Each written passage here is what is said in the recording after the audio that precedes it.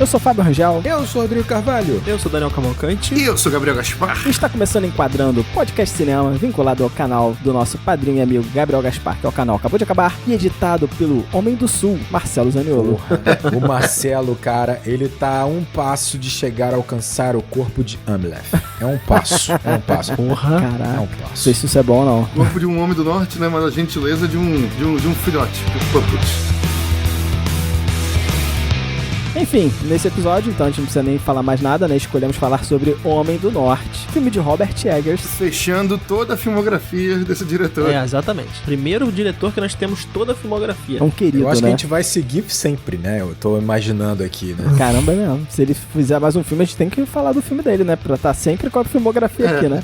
Com certeza. Só se for bom. O Enquadrando, ele tem um selo de qualidade, tem que ser respeitado. Então, em 2021, nós falamos sobre A Bruxa. E em 2022, falamos sobre O Farol, né? O que é já, dois filmes do Robert Eggers. E engraçado, tanto O Farol como A Bruxa são também filmes muito autorais. O Robert Eggers, ele participa da confecção do roteiro, né, desses filmes. Embora em O Farol e aqui nesse filme, Homem do Norte, ele tem ajuda, né? O Farol, ele teve a ajuda do irmão. E Homem do Norte, ele tem a ajuda do famoso poeta e escritor Sion. E, cara, acho maneiro já pensar que os filmes, eles têm algumas conexões, né? Muito por conta da religiosidade. E o Sion, ele, cara, ele é um poeta e escritor, né? Recentemente ele conseguiu uma premiação pelo roteiro de Lamb em Cannes, né? Lamb, um terror, né? Um terror que o pessoal chama de pós-terror. Terror. Não é muito bem terror, eu não sei mais o que é.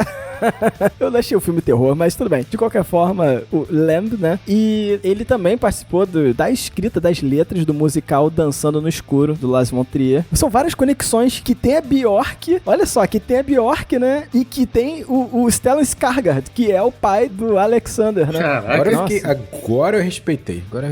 Tem a Bjork também. Tudo conectado. Tudo conectado. Com as fiandeiras conectaram tudo. Eu acho que a principal conexão que há entre esses três filmes desse diretor é basicamente o fato de que eles vão falar sempre sobre o passado, algum momento antigo, assim. E ele já falou que os filmes dele serão assim, tipo, não digo eternamente, mas que ele tem uma prioridade por contar histórias do passado, né? Esse é o interesse dele. Ele é um aficionado por história. Muito do que a gente sente do filme dele tá basicamente numa reconstrução fidedigna desses períodos históricos que a gente tá falando aqui. Esse filme é o filme mais preciso do ponto de vista histórico sobre a mitologia viking, sobre a história dos vikings. Então, tudo que você vê em tela é o que tá mais próximo do que a gente sabe hoje sobre aquela sociedade. Isso que vocês trouxeram, né, sobre ele ter esse foco na história e no passado, mostra, né, os seus filmes mostram como ele entende também, na verdade, isso e a importância da história, porque não só os filmes são ambientados no período histórico, mas como, em geral, os seus personagens trazem o peso dos seus próprios passados, né, das histórias dos seus personagens, né, influenciando na conduta deles, na ação deles. Os três filmes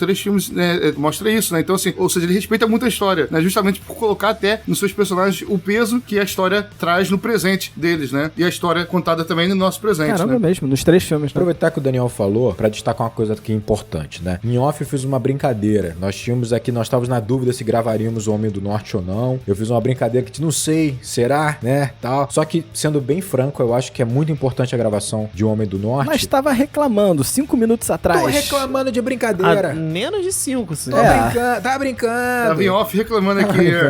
Mas então, eu acho realmente importante a gravação, porque a gente tem que fazer jus a um diretor como o Eggers, assim. Se você pensa que o cara ele teve um orçamento de quase um blockbuster, ele teve 90 milhões pra esse filme, é um valor alto, né? Principalmente em relação à própria carreira que ele tem. Ele usou esses 90 milhões em grande parte pra realmente construir esse mundo nórdico, pra construir esse cenário, os figurinos, a atenção. Ele se cercou de especialistas, né? Para que não só que ajudou na contação da história, mas nessa precisão histórica pra fazer um filme, pra fazer cinema. Esse preciosismo, esse trabalho vai muito além de simplesmente uma recriação, vai muito além de simplesmente tornar tudo mais real. Vai causar na gente a experiência de viver por 2 horas naquele universo que foi muito importante pra gente, que faz parte da nossa história, de vivenciar aquela umidade, aquele mofo, toda aquela sensação difícil de ver naquele local. Então assim, cara, o cara gasta 90 milhões num filme desse, que ainda assim tem ação, é muito bem coreografado, a gente tem que sim sim falar dele, porque provavelmente a bilheteria não vai ser tão grande assim, né? Então a gente tem que divulgar, tem que reforçar que é uma grande obra para ele ter o espaço dele sempre. Olha, o enquadrando é importante pra isso. É importantíssimo. Ele tem um certo reconhecimento por parte dos atores, justamente pelo que o Rodrigo acabou de falar. Eu vi uma entrevista do Ethan Hawke e ele diz absolutamente isso que o Rodrigo acabou de ressaltar. Assim, quando um ator ele vai compor um personagem, ele, quando tem um set que não tá com a ambientação, ele tem que fazer esse exercício mental de se inserir numa realidade que às vezes ela não tá visual pra ele. A Jamie Lee Curtis, recentemente, ela soltou uma declaração falando que ela não se imagina fazendo um filme da Marvel, por exemplo, porque seriam vários pontos, né, numa camisa que ela tá usando e ela não consegue se imaginar, né, num cenário, né, num tipo de atuação que envolve muita computação e por aí vai. O que o Ethan Hawke falava? Olha só, quando eu chego num set feito pelo Eggers, aquele set todo que você vê lá, aquelas cenas todas que são feitas naquele casarão lá em Iceland, né, são reconstruções mesmo. Os atores falam, olha, a gente podia ter deixado aquelas construções lá, elas são verdadeiros museus a céu aberto, porque como o Eggers, ele precisa gravar, na maioria das vezes, com uma câmera só, e ele faz movimentos de câmera, ele precisa que o cenário esteja em 360 graus fidedigno. Então você tem que ter uma reconstrução de fato do ambiente. Então quando o autor chega e ele se depara com aquela ambientação, o Ethan Hawke fala que, olha, isso aqui já é metade do que eu preciso pra compor meu personagem. Isso aqui já é metade do que eu preciso pra saber como é que ele vai andar, porque ele de fato vai andar na lama. O que eu preciso pra saber como é que ele vai se comportar perante a iluminação, porque é tudo real. Então o cara realmente gastou boa parte desse orçamento em reconstrução de cenário, né, mesmo? Não, eu acho que assim, a gente pode pensar assim, pô, mas se o cara tem esse apreço, todo esse preciosismo com detalhe quase arqueológico nesse processo, né? A gente pode pensar, pô, mas então, né, por que não simplesmente um documentário, alguma coisa assim? Eu acho que o trabalho do Eggers, ele é muito importante exatamente por isso, porque o documentário, ele tem sua função, ele tem seu papel, mas de revelar, né, de apresentar. Enquanto que quando o Eggers, ele pega esse realismo que ele constrói em seu cenário, em seu contexto, em seu figurino, ele usa isso pra contar uma história com os personagens que estão de fato vivendo aquilo. Os atores estão quase, como o Daniel falou, quase vivendo aquilo. Ele vai gerar na gente, que eu acabei de falar, a experiência de estar lá por 2 horas, a experiência de estar vivendo ali do lado do Amleth, sabe, numa estrutura, num cenário que é quase real, é quase o próximo da nossa própria história. É uma experiência, cara. É nos levar pra lá, é nos transportar pra lá. Isso, cara, tem um preço, assim, inestimável, sabe? Complementando isso que o Rodrigo falou, né? Realmente, por que não fazer um documentário, né? Como ele falou, seu objetivo era só retratar de forma real aquele passado. Porque o objetivo não é esse, né? O objetivo é nos fazer ter o máximo de imersão possível naquela realidade. É fazer a gente conseguir pensar, raciocinar como as pessoas daquela época pensavam. Entrar, de fato, na mente, sabe, daqueles personagens. Enxergar o mundo, a realidade, como eles enxergavam, sabe? E aí, uma das etapas importantes para fazer a gente ter uma visão de mundo como as pessoas daquela época, algo tão diferente, né, da gente no presente, né? Ter essa realidade física que cerca os personagens de forma mais realista possível, não é o objetivo, mas é uma ferramenta, né, que ele usa para alcançar esse objetivo. Só pra continuar a ideia do documentário. O documentário não deixa de ser uma visão atual, uma visão do momento em que ele é feito, né? Um julgamento sobre uma sociedade anterior, sobre um momento anterior, sobre um tema anterior, né? Então, não deixa de ter uma visão que é, de certa forma, né, enviesada pelo momento histórico em que ele é feito, né? Pela pessoa que o realiza, com o objetivo e por aí vai. O Eggers, ele reforça muito a ideia de que ele quer passar nas histórias dele personagens que estão vivendo uma história dentro do seu contexto. A ideia dele não é fazer um julgamento sobre esse personagem, sobre as ações desse personagem, porque no contexto em que ele está inserido é naquilo que ele acredita. O Amleth acredita que ele precisa vingar o pai. Ponto. A gente não tá aqui, ele não tem um trabalho no filme de problematizar essa estrutura, por mais que esse assunto vá surgir, por mais que isso... O Eggers, ele simplesmente, ele tá interessado em fazer um recorte histórico e nos transportar pra lá o máximo que ele puder, né? É incrível, é incrível. Engraçado que vocês falando isso, eu faço uma conexão muito direta com o início do que foi a série Vikings, da History Channel. Porque ela começa com um tom muito documental, né? Não sei se vocês lembram, o início da série. Começa com um tom muito documental, mas eles estão num meio termo entre o documentário e a narrativa com arco, né? Então, eu fico assim, quando a série começa, ela começa a estranhar pra caramba, né? Eu estranho bastante aquela série. E depois ela toma uma atitude. Não, a gente vai pra esse lado daqui. A gente vai fazer um arco pros personagens. A gente vai contar histórias de personagens, né? Que são fictícios e alguns reais e vai misturar, exatamente. Então, eu até consigo associar muito quando vocês comentaram de documentário aqui pro Eggers, que, pô, não, ele quer ir pro outro extremo, né? Eu quero estar aqui contando uma história que tem um arco e você vai se envolver com esse arco. Não é só com o passado, não é só com a história. Pra mim, ele tem um desafio muito interessante também, que assim, quando ele busca uma ultra realidade, né, e realmente, assim, ele vai no mínimo detalhe, né, mínimo detalhe, vai usar o mesmo material que ele puder, né, ele vai colocar coisa real, vai ser esculpido aquilo, é uma obsessão. O cara tem uma obsessão por aquilo. E como eu falei, ele tá envolto de especialistas pra alcançar esse máximo de realismo. O que eu acho interessante é que depois que ele alcança isso, aí ele faz o trabalho como diretor, né, junto com o diretor de fotografia, pra encontrar a beleza daquilo, além da própria beleza que ela já tem. A realidade já tem a sua beleza, aquilo já tem a sua beleza, mas ele vai encontrar ainda, ele vai conseguir exprimir, encontrar mais beleza ainda na maneira de retratar, de fotografar aquilo, né, cara? É muito incrível, é muito foda, mano. E contando sobre esses universos, assim, mais medievais e tal, nunca vi nada tão bom, nunca vi. Eu senti mesmo, cara, o fedor, a umidade, o mofo, assim, cara, nunca vi nada igual. É muito foda, não tem coisa igual. Isso é bacana de não romantizar, né? Porque normalmente a gente vê muita retratação de batalha medieval ou mais antiga, com um tom épico, com um tom assim que é quase convidativo, né? Você quer estar naquela batalha épica, sabe? Você quer fazer parte daquela aventura. Ali não, ali é um mundo sujo, né? Um mundo assim, caraca, Deus me livre tá ali naquela batalha, sabe? Deus me livre! A série que o Fábio acabou de falar, né? O Vikings. O Vikings, eu adoro. Eu vi tudo também, Adoro os personagens. Nossa, eu adoro a personagem da Laguerta, por exemplo. Mas ela se distanciou muito do que de fato seria uma realidade. Então é muito engraçado que a obra do Eggers, ela tá mais próxima de um documentário de fato, mesmo sendo absolutamente narrativa, enquanto o documentário do History, que nasceu com essa proposta inicial, esse né? híbrido de também ser sério, ele se afastou demais. O próprio caso da Laguerta aqui, né? A sociedade viking tinha algumas mulheres que assumiram posições como combatentes, mas a gente não tem registro, por exemplo, daquela grandíssima quantidade como aparece em Vikings, por exemplo. Registro histórico a gente só tem um, e o Eggers vai usar justamente esse registro histórico pra colocar uma mulher comandando um barco. E em um momento do filme você só vai ver isso. É muito porque é o único foda, registro histórico que a gente tem de uma mulher em lugar de comando na sociedade viking. Então o cara é um obcecado, e essa obsessão, cara, aparece. Ela tá na tela ali. Se você prestar atenção, ele é um obcecado. E é imersivo e ajuda também a mostrar pra gente que não existe esse passado perfeito, romantizado, esse passado, essa época de ouro ideal, né? Que muita gente gosta de no presente romantizar e querer retroagir, né? Querer retroagir no sentido que eu falo de ir rumo ao passado, sabe? Pra resgatar uma época em que a humanidade era mais, enfim, mais honrada e mais heróica, sabe?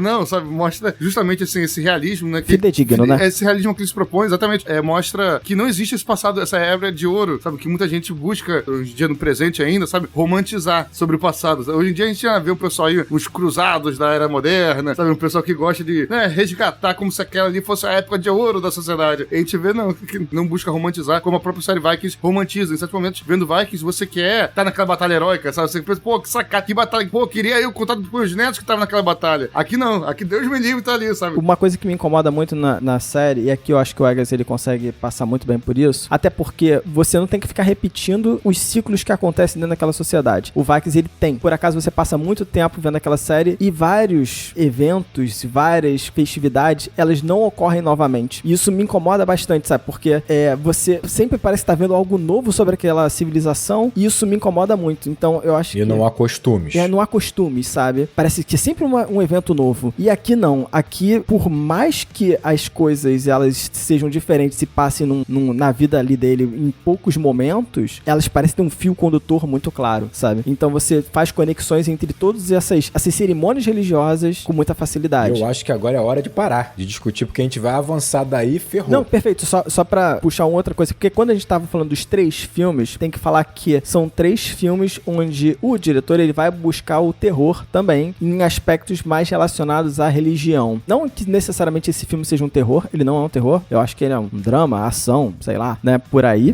Um épico, né? Mas ele vai colocar elementos de terror dentro das cerimônias, dentro dos ritos religiosos. Eu acho que isso vai ter muito pano pra manga também pra gente falar. Então, posso puxar a sinopse? Vamos lá. Mas antes da sinopse, eu gostaria de lembrar que o Enquadrando, ele tem uma campanha no Apoia-se, onde você pode dar uma força pro Enquadrando continuar existindo, fazer esse projeto crescer. Então você vai lá em apoia.se/enquadrando, que você pode fazer com que esse projeto cresça. E apoiando o Enquadrando tem algumas recompensas que você pode conferir lá. Uma das recompensas para quem apoia na faixa de R$10 é poder entrar no nosso grupo do Telegram, onde a gente discute cinema lá dentro, né? Então a gente fala bastante. Tem os nossos encontros, que é o encontro do Enquadrando, né? Então Então, encontro. Bom, Nossos encontros tem os enquadrinhos do Rodrigo, que são pequenas resenhas, tem várias coisas legais. Fiquei sabendo, porque não pude participar, que o último encontro foi muito, muito especial, muita emoção. Foi emocionante, foi emocionante. Muito bom, muito bom. Ó, se você tá afim, não perca não. Sugeri também de fazer print do nosso grupo e botar nas redes sociais. Pra quê? Pra mostrar o quanto o nosso grupo é especial. Galera não tem ideia que tá ouvindo isso agora e não faz Eu parte. fico muito feliz. É o melhor grupo de cinema, cara, e não tem a ver com a gente, tem a ver com quem tá lá. Essa galera é muito, muito foda. E falando do grupo, eu queria agradecer nomes de algumas pessoas que colaboram com o Enquadrando, que são Pedro Ivo Souza Medeiros, Luciana Marques, Lucas de Freitas, Luane Gonçalves Silva, Rogério Madione e Gustavo Eiknakandakari. Galera, muito obrigado por apoiar o Enquadrando. Obrigado, gente. Vai lá, Gabriel. Olá, agora eu gostaria de falar com você, homem do norte, homem do centro, homem do sul, seja lá. Eu vou fazer uma base aqui do...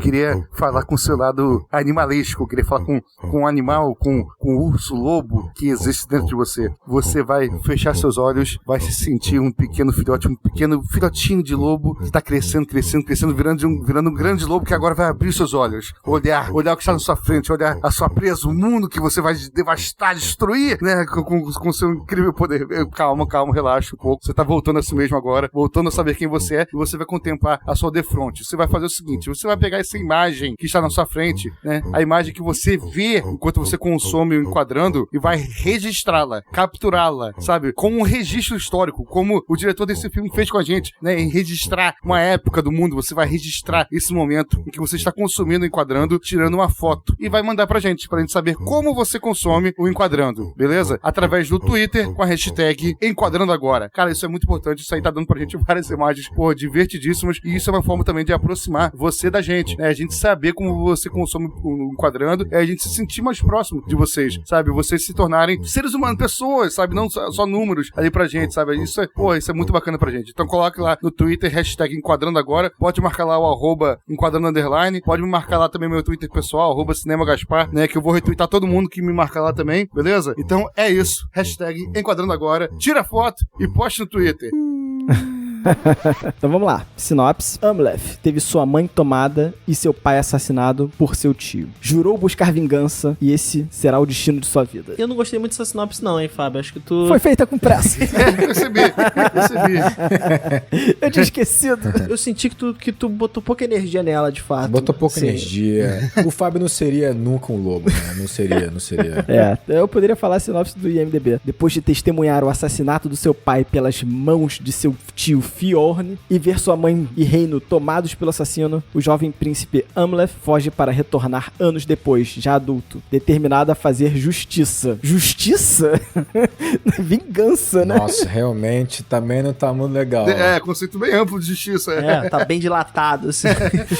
Nossa, essa justiça tá... Enfim, cara, uma história que a gente meio que já viu acontecendo em outras obras. Meio, né? Não, né? A gente já tá muito acostumado com essa história, cara. A gente tá acostumado com essa história e é justamente por isso que o Eggers escolhe essa história. Ele queria uma história simples, ele queria uma história que fosse uma história que todo mundo conhecesse para que ele pudesse focar no que ele queria de fato, que era essa ambientação, essa ideia de você estar vivenciando esse momento. A história aqui pra ele sabia. Ele fala, você já viu essa história em O Rei Leão? Você já viu essa história em Hamlet? Eu vou além, vou reforçar aqui a boa ideia de nosso queridinho diretor do Eggers. Eu acho que comentei isso bastante no nosso programa sobre Xistudão, que fez um bom sucesso sobre complexidade. Vocês lembram disso? Ah, foi. Então, exatamente. Ele opta por uma história mais simples, né? E de fato, ela é bastante simples. Só uma coisa, pra quem ouviu o Xistudão, quer dizer tudo em todo lugar ao mesmo tempo, programa que a gente tem, tá? Então acessa lá. Isso aí. É um apelido carinhoso. Que aí virou pra gente Xistudão, exatamente. Então, o Eggers opta por uma trama mais simples, né? E ele vai trabalhar a complexidade em outros setores do filme, né? A gente não pode falar que, de fato, o Amleth também é um personagem tão complexo, cheio de camadas e profundidade, porque aqui não é o caso de um filme que é um estudo de personagem. Não é isso. Então, ele vai colocar realmente a complexidade toda no cenário e contexto, né? E o que eu acho interessante, e aí pra mim começa a genialidade, eu vou falar muito sobre isso porque esse cara realmente ele tá bem acima da média, quando ele opta por trazer a complexidade pro contexto e pro cenário em que ele trabalha não só, como a gente tava falando, os costumes, os rituais, como aquele povo pensa, como eles realmente,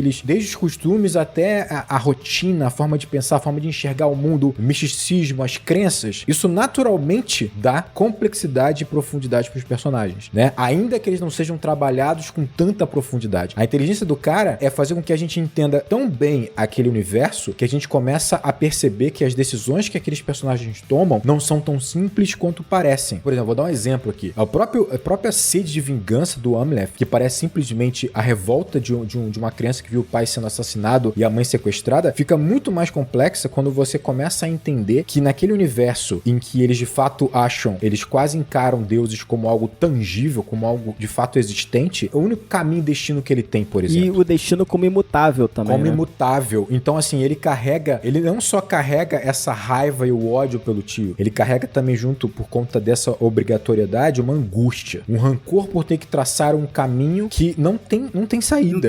Diria até não tem escolha pra ele, sabe? Não tem escolha de abandonar aquilo, né? É uma obrigação, um fardo que ele tem que carregar. E isso a gente lembrar também que o universo, não vou me aprofundar nisso agora, mas é um universo em que você tem toda a questão da honra, mas a questão também de você morrer como um guerreiro, né? De você ser vigiado e acompanhado por Odin, dentro das suas opções como guerreiro, dentro dos seus atos, dentro do campo de batalha. Isso traz um peso pra um personagem como Amleth, que não tá simplesmente nas atitudes, né? Tá nesse contexto em volta dele. Mas eu acho que o melhor exemplo ainda são as mulheres. Quando você entende o quão difícil é você ser uma mulher naquele contexto, você vai problematizar muito mais, entender muito mais as escolhas, por exemplo, que a mãe dele fez. É óbvio que é muito fácil ter uma interpretação de que ela, né, foi extremamente escrota, vingativa, ardilosa, mas quando você entende que, no fundo, a Olga, por exemplo, é ela no presente, né, você entende que, cara, o percurso dessas mulheres que foram escravizadas é um percurso em que você, naturalmente, você tem que desenvolver uma certa esperteza. Você quase trabalha realmente com um lado mais ardiloso, porque senão você não sobrevive. Então você vê como é mais complexo todos os personagens por conta de você entender o contexto que eles estão inseridos. É a única arma, a única ferramenta que elas têm naquele mundo ali. Os homens, eles têm uma força física, têm uma brutalidade, né? De fato, vão pra violência física entre si, né? A mulher não, ela tá totalmente rendida ali. Então a única arma que ela tem é, de fato, conseguir manipular. Exatamente. Não com a carga negativa que essa palavra tem, sabe? Mas, assim, de conseguir convencer as pessoas, né, o suficiente pra conseguir se dar bem, né? Esse convencimento, se você quiser levar pro lado negativo, é uma manipulação. É a magia. Mas Por que você acha que Odin perdeu um olho, Fado? Foi alguma coisa feita por alguma mulher, Porque né? ele tentou entender a magia das mulheres. Ah, tá. Nossa. Exatamente. E aí você aprende isso, que não deve tentar entendê-las, mas respeitar o poder que elas têm. Mas é interessante isso que o Rodrigo fala, porque quando ele fala em complexidade, e ele atribui a complexidade ao cenário, e fala que isso passa para os personagens, essa complexidade passa para os personagens, a gente para pra pensar que, por exemplo, a Olga, ela tem pouco tempo de tela. E aí, quando ela faz uma magia, alguma coisa, quando ela se expressa, por exemplo, você já tem que considerar muita coisa do cenário pra você poder atribuir mais informação a essa expressão dela, porque ela tem pouco tempo de tela. Por exemplo, a bravura dela, a coragem dela, por exemplo, o quão ela é pra tomar uma atitude como aquela. Quando ela aparece, você já passou por alguns episódios ao longo do filme, você já passou por alguns ritos que fazem com que quando ela tome uma decisão, ela faça um gesto, ela utilize do seu corpo ou da sua voz de uma determinada maneira, você já sintetizou, já absorveu o que pode ter acontecido na experiência de vida daquele personagem por estar inserido dentro desse contexto, né? Então é muito poderoso, cara. É muito poderoso. As escolhas que ele faz de rituais ao longo do filme, né? De ritos de passagem, de apresentar uma determinada estrutura social, são todas muito precisas, cara. Até o próprio poder da magia, como é apresentado naquele mundo, né? Como a gente estava falando aqui ainda no início do programa, é um programa que foca bastante no realismo, né? De fazer uma reconstrução histórica daquela época. Ainda assim, é um filme que flerta com bastantes elementos mágicos, como a gente falou, somente no caso da personagem da Olga, que é tida ali meio que como uma bruxa feiticeira. A gente vê em alguns momentos ela proferindo umas palavras como se estivesse lançando um encantamento, né? O Odin aparece, pô. A Valkyria O também. Mano Brown fala que o poder do rap é o poder do blefe, né? É o poder do blefe de conseguir convencer os outros de que ele é maior do que de fato é. Eles não têm nada, eles têm que blefar. É a mesma coisa que acontece aqui, né? Com a Olga e os personagens femininos em geral, né? E até com personagens que tem essa peixe de bruxa nessa época. Eles têm o blefe, o poder do blefe. Eles têm o poder, né, de em determinado cenário fazer um movimento, palavras em um ritmo alto, sabe? Fazer uma espécie assim de um ritual teatral, digamos assim, sabe? De algo que impressiona, que impacta pra quem tá vendo. E aquela outra pessoa acreditando, sabe, né, que aquela magia foi lançada, respeitando aquela magia, aquilo se torna de fato mágico. E muitas vezes ela mesma pode acreditar nisso, que ela tem esses poderes, né? Ou essa maldição, né? Tipo, também é possível. Não, eu vou citar um exemplo aqui do livro do Bernard Cornwell, né, que o pessoal fala que é um historiador justamente que retrata ali na Inglaterra nesse mesmo período. E aí tem uma personagem ali que é uma bruxa, tida, né, como uma bruxa, né, e os livros dele são bem realistas. E aí chega um ponto que tem um exército atacando um flanco, eles têm um flanco vulnerável, aí a bruxa fala, não, fica tranquilo que eu vou lançar uma magia aqui. Vai na frente do exército inimigo, sabe, fala um monte de palavra, taca uma tinta ali de sangue no chão de galinha, não sei o que, fala aqui, né, tem uma muralha invisível, quem passar aqui tá amaldiçoado. O outro exército todo tem que fazer um retorno gigante pra desviar, sabe, pra não atacar por ali. Ou seja, aquela magia funcionou ou não? Funcionou. Ninguém passou por ali, sabe, então aquela magia de fato funcionou, sabe, então assim, é isso, é o poder do blefe, né, como a gente viu, né, nesse período ali, a Olga, a própria mãe do personagem principal lá, o personagem da Nicole Kidman, né, eles não têm poder, força física, né, pra se impor ali, né, então eles têm que ser capazes de lançar maldição. O próprio rei, né, o pai do protagonista, quando ele tá pra morrer ali, rendido pelo irmão, sabe, já com um monte de flecha, ajoelhado, sem força, sem conseguir fazer nada, só resta pra ele o quê? E começa a lançar maldição, seu reinado vai ser curto, né, o anel que você vai roubar de mim, né, no seu dedo cheio de sangue vai escorrer e vai cair fora rápido. Ele começa a lançar um monte de maldição. Porque é isso, quando você não tem mais a força física, só lhe resta o poder do blefe. Não, eu não digo assim, eu acho que a gente tá colocando como poder do blefe já com uma nossa visão muito distanciada do que era aquele momento. Porque lá, de fato, eles acreditam de fato em tudo isso, né? Eu acho que... E você tocou num ponto pra mim que é muito importante, que assim, pode parecer uma incoerência você ter um filme que trabalha o fantástico, o mágico, dentro dessa pegada tão realista que o Eggers procura. Mas, na verdade, aí tá mais uma sacada dele, ele percebe que quando você tem uma comunidade, uma sociedade como aquela, em que pra eles o mágico, o fantástico, ele é quase tangível, a forma dele conseguir passar isso pra gente é exatamente usando o mágico e o fantástico no filme dele da forma mais direta possível. Então, assim, é mais uma sacada dele. Então, como é que eu faço pra que nós aqui, com tanto distanciamento, né, com tanto estudo científico nesse espaço longo de tempo, faça com que a gente consiga, de fato, enxergar e pensar como aqueles personagens que veem aquele mágico como algo tão presente, como algo, não só uma função, como algo, assim, indissociável da vida deles. Eu torno isso num filme indissociável, eu torno o fantástico presente o tempo inteiro, né? E isso faz com que o filme seja mais realista, cara. Isso é genial demais, cara. E sabe uma coisa que é legal também? Toda essa complexidade do cenário, Rodrigo, ela também é facilitada por todo o contexto que a gente tem de outras obras nórdicas que tem daí, por aí. Então, por exemplo, ele não precisa em momento nenhum, sabe, explicar, sabe, tem aquele personagem que explica, sabe, no diálogo, ele tem que morrer com a espada na mão em combate para ir para Valhalla. Isso não precisa. Exatamente. Ele já pega uma parada que já tem toda uma bagagem que nós já temos, assim, porque, obviamente, essa mitologia nórdica, ela já é bastante divulgada, né, foi bastante conhecida, até por essas séries, bastante trabalhada, então também é uma escolha muito acertada. E eu não acho que é só por isso. Quando você pega uma história como a de Hamlet, né, que foi inspirar tantas histórias de Shakespeare a Rei Leão, né, você percebe que, pra mim, ele usa essa ideia, primeiro, de que essa história, a gente já comentou isso aqui, ela é quase que, ela é presente na nossa história como humanidade, ela estruturou muitos arquétipos, né, ela é uma função, ela tem a sua função quase como uma importância da nossa história como humanidade. Então, quando ele usa uma história dessa, ele tá trazendo ancestralidade, e ele tá falando sobre hereditariedade pra gente. Então, pra mim, ele também é muito inteligente nisso, porque a gente tá falando de uma história de vingança, certo? Uma história de vingança que todos sabem o final. Então, ele também traz um outro significado, tipo assim, olha, não só a vingança, com a própria violência, tem sempre o mesmo final. Então, a gente vai continuar contando essa história, ela vai continuar presente na nossa história como humanidade, enquanto a gente não quebrar esse ciclo. Que ciclo é esse? Não é só da história de contar essa história, o ciclo de violência que nós temos ainda. Então, assim, tá lá, é inerente a essa história, e ela vai continuar sendo contada, porque a gente continua com essa ancestralidade e recebendo essa herança de violência, de agressividade, do animalesco que nós temos em nós ainda, do primitivo ainda. Então, assim, fica sendo sempre importante, sempre essa história, porque a gente continua no ciclo. Muito foda. E aí traz complexidade pros personagens sem precisar, realmente, porque já é o estereótipo, já é o arquétipo, né? Eu tava reparando isso, assim, como é que de um tempo pra cá, sei lá, a cultura viking, ela tem ficado popular, né, cara, assim, na nossa sociedade. A gente tem tido várias obras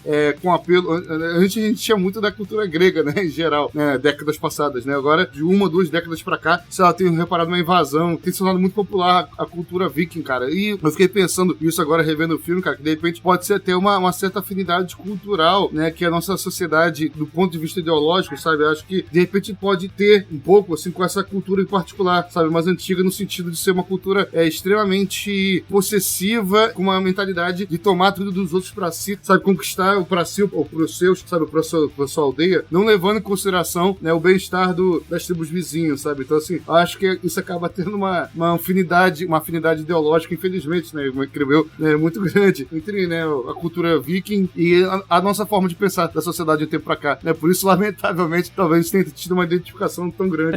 Eu concordo contigo, assim, porque se a gente for parar pra pensar do ponto de vista tecnológico, né, obviamente que a gente não pode comparar sociedades como a mais avançada ou a menos avançada, mas do ponto de vista técnico, do ponto de vista cultural, a sociedade viking, ela, de certa forma, não me entendam mal, mas ela tem arquétipos até simples de você entender, né, então você abordar essa sociedade de maneira tão recorrente, né, no cinema, na literatura, eu acredito que seja mais uma questão de contexto geográfico mesmo, né, eurocêntrico. A gente consome essa sociedade muito porque é eurocêntrica, né, o passado dos europeus. A gente não consome o passado maia, inca ou asteca, né, a gente não vende isso pro mundo, né, infelizmente não. Eurocêntrico, e eles influenciaram ali, porra, a Inglaterra, Irlanda, Alemanha, Rússia, França, realmente. Não, eu acho que o Eggers vai optar por uma história dessa exatamente por isso. Ele não tá falando sobre mitologia nórdica em si, ele tá falando sobre essa violência, né, essa sociedade construída baseada na agressividade, no conflito, na guerra, né, como o próprio Gabriel pontuou, mas que faz parte, não só faz parte da nossa história, como é uma das raízes da nossa sociedade atual. E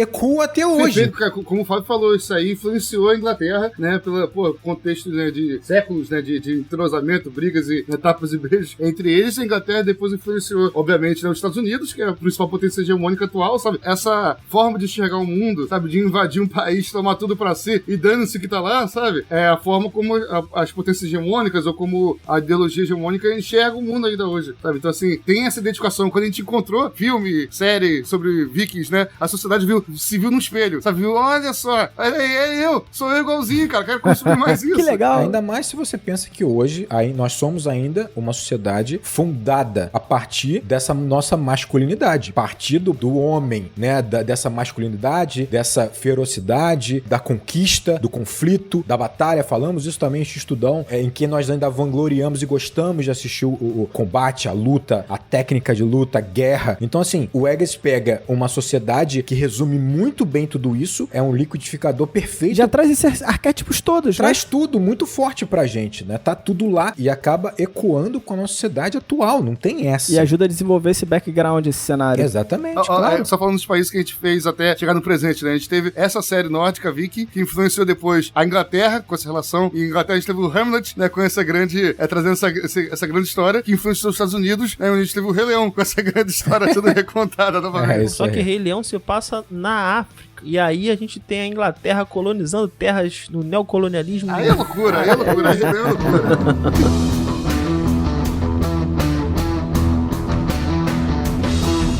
E aí eu queria então puxar uma coisa. A gente tá falando muito sobre essa sociedade e fui prestando atenção a algumas coisas do filme e eu notei a recorrência em que aparecem telhados, tetos no filme, né? E eu achei isso interessante, pra já puxar um gancho aqui sobre isso. Engraçado você chamar de telhado, né? Telhado é um conjunto de telhas. Telhado, né? Eu fiquei as coberturas das casas. As coberturas das casas.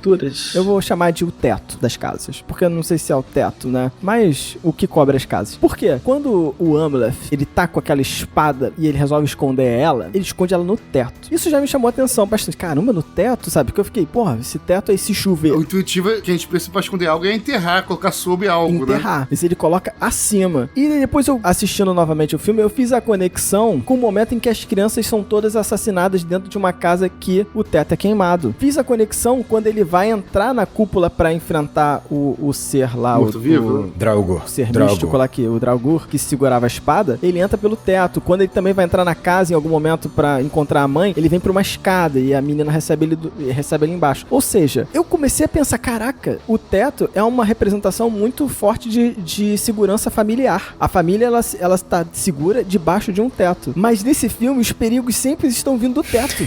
É verdade. Mas é óbvio, é um teto de palha. Não pode ser. É um teto de feno, sei lá, é óbvio que é perigoso. Mas eu fiquei com uma sensação de que em algum momento existe uma linguagem no filme falando sobre essas estruturas familiares são frágeis. Elas não têm essa proteção toda. Gostei muito, Fábio.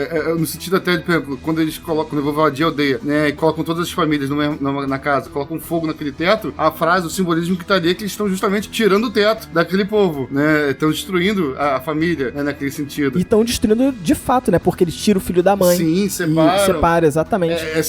Simbolicamente e explicitamente, né? Estão fazendo isso. E aí, as famílias que estão abrigados dentro daqueles tetos por essa fragilidade familiar, começa a criar esses problemas. Então você vê logo no início do filme que o pai do Amleth, ele comenta que o seu próprio pai, que seria o avô de Amleth, teve que matar o tio. Quem mata o pai de Amleth é o próprio tio do Amleth. O Amleth, ele existe porque a mãe dele foi estuprada. A mãe dele foi estuprada pelo pai. E o tio e ele vão se matar também. Então, essa estrutura familiar já começa a ser questionada no filme pra mim. E acho que isso vem muito dessa representação sobre esse teto. De repente, quando ele coloca a espada sobre o teto, a espada que vai ser a ameaça àquela família, a ameaça ao tio, aquela espada que tá destinada a destruir, né, aquela família, né, quando ele resolve esconder ela sobre o teto, é justamente para mostrar que o perigo, né, tá ali sobre o teto, né, mora sobre o teto. Seria esse o simbolismo, né, que você propõe, mais né? ou menos isso, mais ou menos gostei, isso. Eu acho interessante, mas eu acho também, pelo menos soou pra mim, todas as cenas que o Amleth tava nos telhados, no teto, né, na cobertura, e você tem de fato ele vindo sempre de cima, me dá uma sensação de que ainda que a mitologia nórdica não seja obviamente só celestial, né, você tem de fato uma mitologia também do submundo ali, infernal e tal, mas eu acho que a ideia do mágico, do fantástico, desse perigo que vem dessa mitologia, que seria o demônio que tava matando na vila e tal, ele vem do céu, ele vem de cima, sabe? E isso é uma coisa como se fosse algo assim, é impossível de confrontar, impossível de enfrentar, sabe? Tipo, uma aparição. Eu também fiz essa associação naturalmente, né?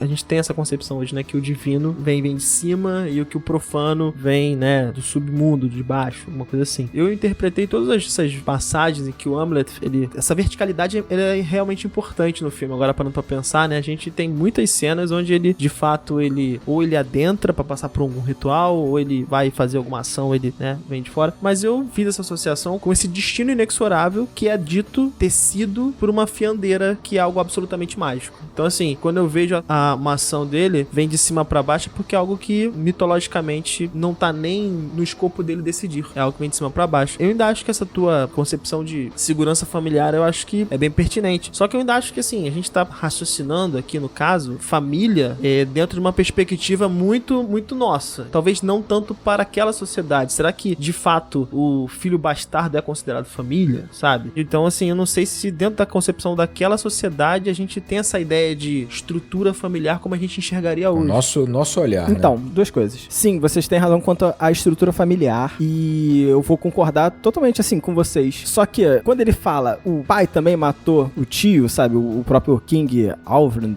sei lá qual é o nome dele, né? O Ethan Hawke, Arundel, né? Quando ele fala que o próprio pai matou o tio, também você começa a mostrar a decadência, sabe? Dessas confianças que você tem sobre essas pessoas que estão morando no mesmo teto que você. E também essa árvore genealógica. Né? Sim. Certamente existe algo sobre hereditariedade. Eu ia falar justamente disso. A árvore é um símbolo muito importante para os povos vikings. Ela não só determina mais ou menos como é a religião deles, como ela também é o abrigo. Então você para pra pensar que toda essa árvore genealógica tá num conceito de árvore de fato para eles. Tanto é que as Nornas, elas tecem o destino sob a árvore que é aquela Yggdrasil. E o que são os deuses? Não são também os abrigos pra gente? Essa religião também não deveria ser esse abrigo pra aquele povo? Tanto que eles vão buscar nisso, né, quando eles estão com problemas. E aí eu falo, cara, até isso é frágil. Essa relação que eles têm com os deuses também são frágeis, porque nada traz abrigo. O perigo sempre tá vindo de cima. O perigo sempre tá acima da gente. Exato. Essa estrutura toda é muito frágil. Seja uma estrutura social mesmo daquela sociedade, ou seja essa relação de fato com os deuses, que são extremamente humanos, né? São extremamente humanos. Vocês falaram da cena pra mim, que é uma cena muito interessante, assim. Pra mim tem muita representatividade, né? Eu tinha comentado em Ex Machina que eles gostavam muito de filmar o antagonista, né? A nuca dele e ele de frente pra aquele quadro do Pollock, né? E aí denotava o estado mental dele, denotava também a genialidade dele e tal. E aqui tem, nessa cena que eles estão queimando o telhado, é muito interessante, porque a câmera volta a encontrar o Amleth e ele tá parado, praticamente olhando pra frente, né? E ele tá sujo, ele tá ensanguentado, né? Do sangue dos outros, né? Do final da batalha e tal. Ele ainda tá naquele estado ainda, né? De animalesco ainda, né? Curvado e tal. E a câmera fica um tempo ali enquadrando ele. E você vê os soldados queimando esse telhado, essa cobertura, né? E no primeiro momento, fica ali enquadrado com aquele fogo pegando ali. E a câmera sai do Amleth e vai se aproximando desse casebre, dessa casa, né? E você só percebe que tem pessoas ali quando o fogo aumenta e a porta começa a balançar. E aí você começa a ouvir gritos e você percebe que aquilo ali é muito pior do que simplesmente destruir uma propriedade. Eles estão queimando muitas pessoas vivas ali, incinerando ali dentro daquele casebre ali. O que é bizarro é que como a câmera ficou um tempo mostrando mostrando o Amleth na frente daquela casa pegando fogo, dá muita sensação de que ali é o estado dele mesmo, sabe? Aquela casa pegando fogo, sendo incinerada, é praticamente o corpo dele, é praticamente a vida dele. O que tá dentro, pegando fogo em agonia, desesperado, é o espírito dele, cara. É a alma dele, é o estado emocional dele, né? Perfeito, Rodrigo. Eu também tive essa mesma visão, algo bem parecido, mas que também, na verdade, se encaixa na sua visão, que é isso, sabe? A câmera tá focada na cabeça dele e o que tá acontecendo atrás dá a impressão que é o que tá acontecendo dentro da cabeça dele, né? Que é como se fosse não uma imaginação, né? Mas uma representação daquilo que tá em primeiro plano, né? Que é justamente esse caos e essa destruição. Cara, isso que você falou, esse estado animalesco, né? Que ele tava na batalha, que ele tava anteriormente, cara, isso também não consegui evitar de pensar que, em geral, em batalhas ou em sociedades em que você é incentivado a usar uma violência extrema, até uma das coisas que se costuma fazer é desumanizar o rival, o adversário. Isso que é o comum a se fazer, né? Você tenta tratar, né, aquele outra pessoa diferente, aquele como não humano, né? Aquele como o diferente. Aqui o que os vikings fazem, cara, é o contrário. Isso eu achei muito inusitado. Eles desumanizam eles se transformam em animais, né? Eles se bestializam, né? Seja como um cachorro antes da batalha ali, né? Virando aquele urso-lobo. O próprio apelido que ele fica na sua jornada de vingança, né? Que é de Beowulf, né? De urso-lobo, sabe? Eles se desanimalizam, se transformando em uma espécie diferente da que eles estão combatendo. Gabriel, achei muito interessante. E lá na frente, eu vou confrontar esse teu ponto de vista. Não agora. Não agora, no futuro. Porque eu vou ter que botar muita coisa antes de chegar nesse ponto. Mas vamos lá. Eu gosto de discussão, eu gosto de briga. Conflito aí. A cena que vocês comentaram, né, da casa pegando fogo, ela tem também dentro da estrutura dessa sociedade, ela faz sentido. Ela é terrível, mas ela faz muito sentido. Porque o nosso personagem principal aqui, ele tá num ciclo de vingança. E o que seriam aquelas crianças, se não outros Amleth também, né? Então, queimar aquela casa com várias crianças de certa forma, você colocar uma interrupção nesse ciclo. É você ter menos pessoas buscando vingança contra você. E essa sociedade, ela tá basicamente fincada nesse alicerce. E é isso. Essa ironia é muito interessante, porque quando você olha ele no primeiro momento, na frente dessa casa, começando a pegar fogo, parece ele incandescente. Parece a raiva que ele sente, que sai dele, a fumaça que sai dele, esse fogo que sai dele e vai destruindo tudo ao redor. Mas quando você percebe que essa mesma casa, ela tem pessoas ali dentro sendo queimadas em agonia, em dor, aí você faz a relação que talvez essa agonia e dor esteja dentro de Amleth também, né? É muito, cara, que cena. É porque aquelas crianças são a representação dele também quando ele estava no passado. São a representação deles também, né? Salvo engano, me corrijam se eu estiver errado, mas acho que o Eggers faz questão de mostrar um take da casa depois de queimada, não mostra, então... Eu acho que é onde ele encontra a própria Bjork. A Norna, sim.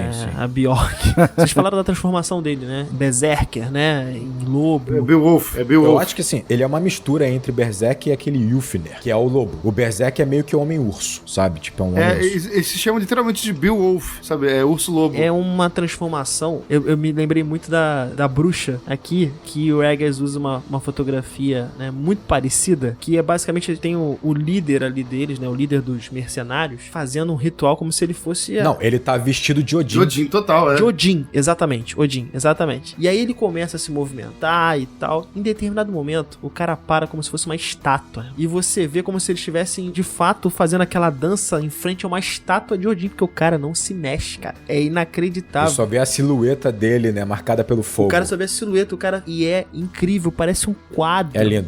Vou falar dessa silhueta depois. É incrível. É muito maneiro você entender, assim, que o Eggers, ele tem 3 filmes. No primeiro, ele tem um contexto muito reduzido, né? Um escopo muito reduzido, é uma casa, um grupo familiar, né? E aquela ameaça. No segundo, ele vai colocar a gente num estudo de 2 personagens, né? E vai se aprofundar muito no estudo deles. E agora ele tá... Você consegue ver ainda a assinatura do cara, né? Você consegue ainda ver pressupostos que ele tem como arte, mas ele tá pegando um projeto absolutamente diferente, cara. Então, assim, são filmes muito diferentes em perspectiva. Eu tava vendo uma aula, né? Na verdade, eu tô assistindo umas aulas aí, e aí eu tinha um professor que ele tava comentando sobre 2 tipos de diretores. Não que eles sejam exclusivamente só façam isso, não, né? Mas uns focam muito mais em montagem e outros focam muito mais em mise-en-scène. Você vê que esse filme é mise-en-scène. Então você vai ter planos longos, né? Plano sequência. Você vai ter bastante disso no filme. filme. Eu acho muito interessante porque quando você tá observando isso no filme, tem alguns detalhes que comunicam algumas coisas com você, sabe? Eu gosto muito de entender alguns planos que ele faz como destino. Então, por exemplo, a primeira vez que a gente vai ser apresentado pro Amleth, quando ele tá grande já, né? Depois que passou um tempo. Tá, né? Grande mesmo, tá bem grandão. Então, tá enorme. Tá enorme. Mas olha que interessante, você vai ver que a câmera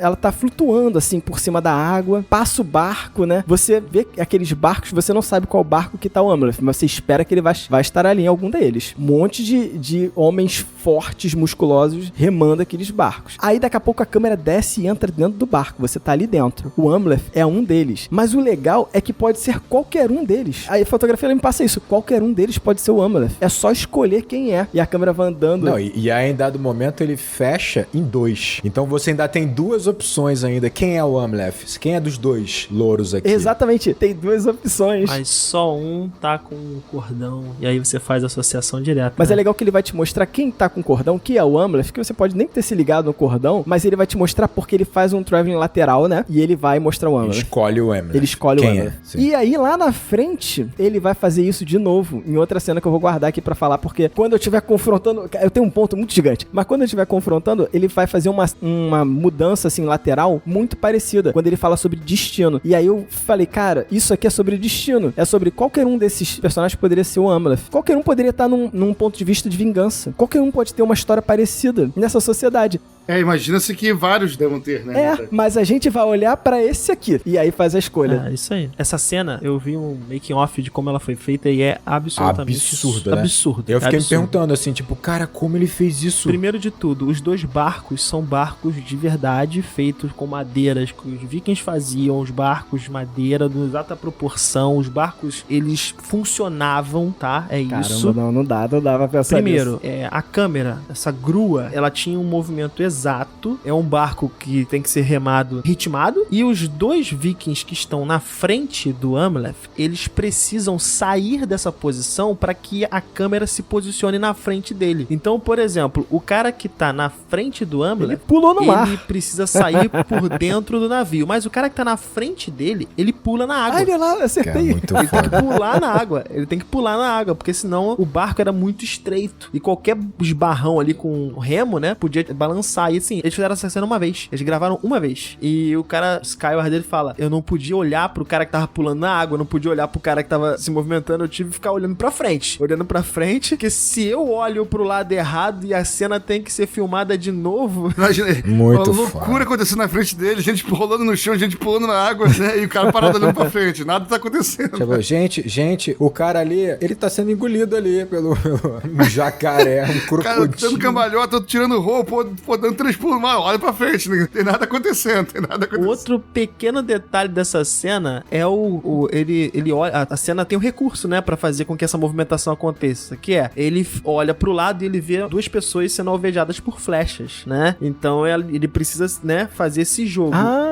Realmente. Desviar a nossa atenção. É um ilusionista, moleque. Caramba, e um ilusionista. E aí, eram 2, obviamente, 2 dublês, e o Eggers teve que fazer um esforço gigante com os 2 dublês, porque eles estavam acostumados com filmes de ação, então o cara tomava flechada e ele, se jogava com o braço e tal. Ele, olha só, não. 3 cambalhotas pra trás, é. Imagina que você nunca viu um filme na tua vida. Imagina só que você tá Só cai. tomando uma flecha. É isso. Eu quero o menos possível pra passar, né, fidelidade, né, com a Cara, situação. muito foda. O cara tem uma cena, o figurante tem uma cena e ele quer, mostrar tudo dele.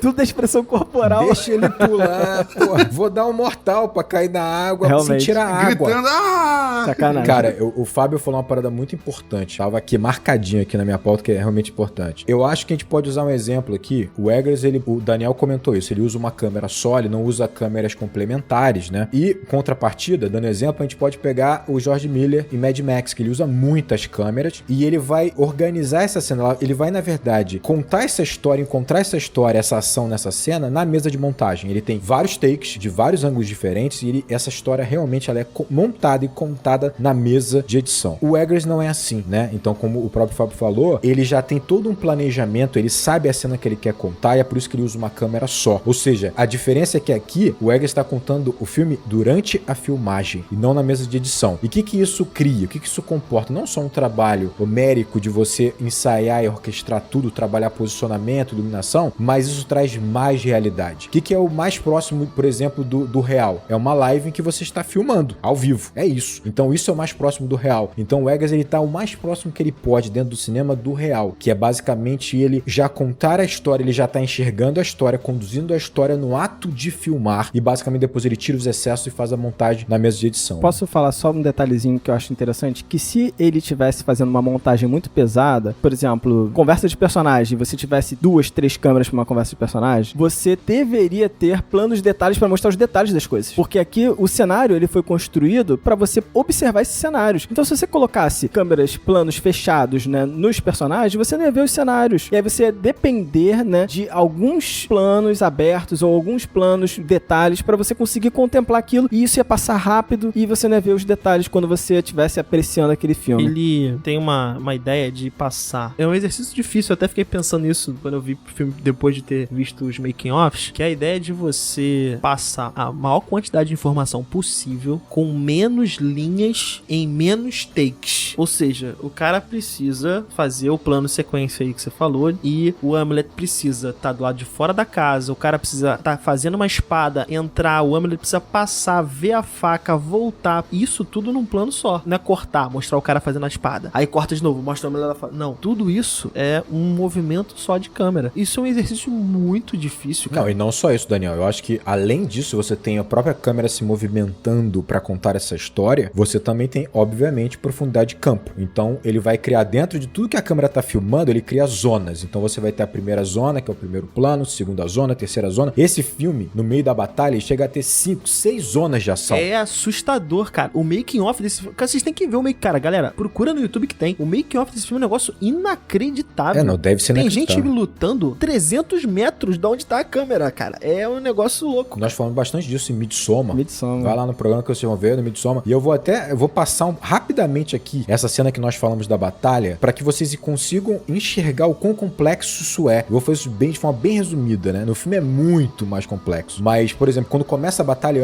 o Amleth pula a muralha daquela cidade, ele tá ali no meio vamos dizer que ele tá no segundo plano ali da ação. No primeiro plano você tem uma casa e ele tá duelando ali já com o primeiro soldado que tá defendendo ali a cidade. Já no fundo, você já enxerga, por exemplo, novos soldados entrando pelo portão e confrontando os vigias que estão ali naquela região. Você tem os soldados mais ao fundo ainda pulando a muralha também, encontrando novos soldados de confrontamento, outros soldados vindo mais do fundo ainda, entrar naquela ação que tá acontecendo ao redor daquele portão. O que é interessante é que isso vai ser tudo teoricamente no plano de sequência sem corte, os cortes estão todos invisíveis, né? E aí o que é interessante é o seguinte, o Amleth, ele continua nessa rua, teoricamente uma rua principal, passa por detrás dessa casa, mas a câmera não, ele passa na frente dessa casa e você já vê ali uma família escondida naquela casa, ou seja, a história está acontecendo independente de Amleth. Você tem todos os personagens que estão ali tomando suas decisões, fugindo, né, confrontando e tal. A câmera acompanha essa família que ela tá se escondendo, ela sai desse refúgio, né, pra encontrar uma maneira de fugir ali, a câmera acompanha eles e vai pra uma nova rua. Quando ele chega nessa nova rua, que é basicamente um cruzamento, talvez entre as duas ruas principais, você reencontra Amleth. Amleth tinha passado na frente dessa casa, você não tinha visto, provavelmente ele tinha matado vários inimigos ali, né? Quando você reencontra o Amleth, ele tá matando já um outro soldado. O que é interessante, nesse momento ele foge, ele escapa de uma flechada que vem de um arqueiro que tá talvez no quinto plano, lá no fundo do fundo.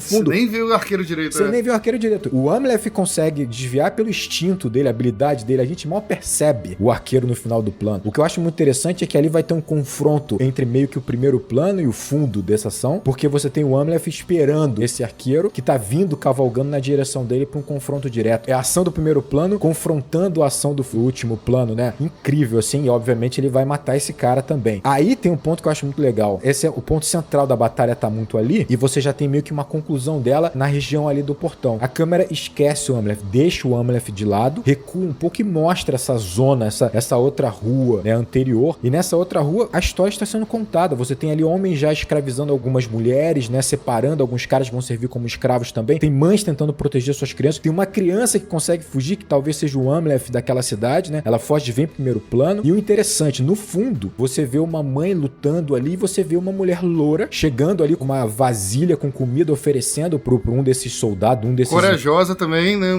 Corajosa, trazendo essa comida pra um desses invasores como se fosse ali um tratado, uma benfeitoria ali, um acordo. Mas na verdade, quando o cara vai pegar a vasilha, na verdade é a Olga que já tá tentando esfaquear o cara no pescoço, já mostra a persuasão dela, a coragem dela, a bravura dela. Ela é agarrada, levada pra longe. E você nem sabe que ela é a Olga. Por quê? Porque a Olga tá vivendo a vida dela. Ela era a Olga? Nem percebi. Era a Olga. É a Olga. Ainda tem outro ponto. A criança que foge, ela é capturada no take seguinte. É capturada. E colocada dentro da casa que pega fogo, que a gente comentou agora há Que pouco. pega Então, fogo. assim, Exato. O que o Eggers tá fazendo? Ele tá mostrando, por meio do plano de sequência da profundidade de campo, ele tá mostrando que a história está acontecendo, a ação está acontecendo independente do Amleth. A câmera mostrou isso e deixou o Amleth de lado por um momento para mostrar que a ação está acontecendo, aquelas pessoas estão de fato na vida delas, né? E você tá ali acompanhando. Rodrigo, além disso, sabe o que eu acho interessante desse plano de sequência? É que ele tá sempre na posição como se você estivesse dentro daquela batalha. Ele nunca assume uma posição que seria como se eu tivesse... superior, um plano panorâmico, nada do tipo, Exatamente, né? Exatamente. Ele não assume uma posição que fosse impossível para um humano dentro daquela batalha. Sempre na altura dos nossos olhos. Sempre na altura dos olhos, e até quando o Amleth, ele pula da muralha. E se você reparar, quando ele pula da muralha, aquele plano, o diretor de fotografia tá fazendo com a câmera, ele tem que ganhar uma velocidade igual à aceleração da gravidade. Porque senão vai ficar irreal. Você vai pular, imagina, se você pulasse planando assim, não, você tem que ser com o mesmo peso, ganhando aceleração igual o Amleth tá ganhando naquele pulo. Cabeça de programador, a cabeça de programador, de engenheiro, meu irmão. Olha só. cabeça de programador. Não, realmente. cabeça de engenheiro, né? Mas olha, quando isso aconteceu comigo, que eu estava vendo esse filme no cinema e eu vi isso, sabe o que eu senti? O friozinho na barriga. É verdade, é verdade. Isso é verdade. é impagável. Verdade. Isso no cinema é impagável. Eu senti o friozinho na barriga de queda livre. Sem 3D, sem cadeira mexendo, sem nada. Sem cinema 4D, meu amigo. Por que eu fiz essa análise? Ele pulou na velocidade da gravidade. Porque você só sente isso em queda livre. Quando você sente seu corpo em queda livre, você sente esse frio. E isso pode ser produzido. Claro, a gente tem isso às vezes em sonho, por exemplo. Caraca, faz sentido. Caramba, quando eu senti isso no cinema, eu parei e falei, aqui tem algo. E aí, por isso que eu analisei isso. Maneiro, gostei. Cara, em cima disso tem uma cena também que mostra o quanto é difícil construir essa realidade, porque vai ver o making-off, imagina ensaiar tudo isso, planejar tudo isso, né? Pra que você faça a filmagem, tudo esteja acompanhando perfeitamente esse caminhar da câmera. Tem uma cena muito simples, que eu acho que ela é muito significativa nesse aspecto, em que a vida está acontecendo. Já naquele pequeno reinado ali do tio dele, né? Que é o Fionir, né? É logo antes do jogo, daquele jogo macabro, em que você tem ali a Olga conversando com o Amleth e tal, eles estão debatendo ali a estratégia dele, não sei o quê. O Amleth se levanta e vai até aquela fileira de pessoas que estão se organizando pra ir pra essa região que vai ter o jogo, né? O interessante é que a câmera acompanha o Amleth e deixa o Amleth arrumando, né? Deixa de acompanhá-lo quando ele chega num cavalo, né? Numa montaria, ele tá organizando ali a bagagem de alguém, talvez de algum senhor, de alguém ali. Ele tá trabalhando, basicamente, a câmera deixa ele de lado e vai seguindo pela fileira. Ao longo da fileira você vai vendo. Você vai ter pessoas ali que estão já em suas montarias, tem alguns soldados, tem pessoas passando com provisões, com malas, né? Com algumas roupas e tal, beleza. A câmera vai até a ponta dessa fileira, onde tá, obviamente, a família real. Você vai encontrar ali a rainha, né? Com seus 2 filhos. O que é interessante é que a câmera simplesmente para por ali e deixa a vida ser contada. Ela, como uma mãe que ela é, ela vai ajeitar o cabelo do filho mais novo. O filho mais novo fica revoltado porque tá sendo tratado como criança, né? Repudia esse ato de carinho dela. O irmão mais velho que tá do lado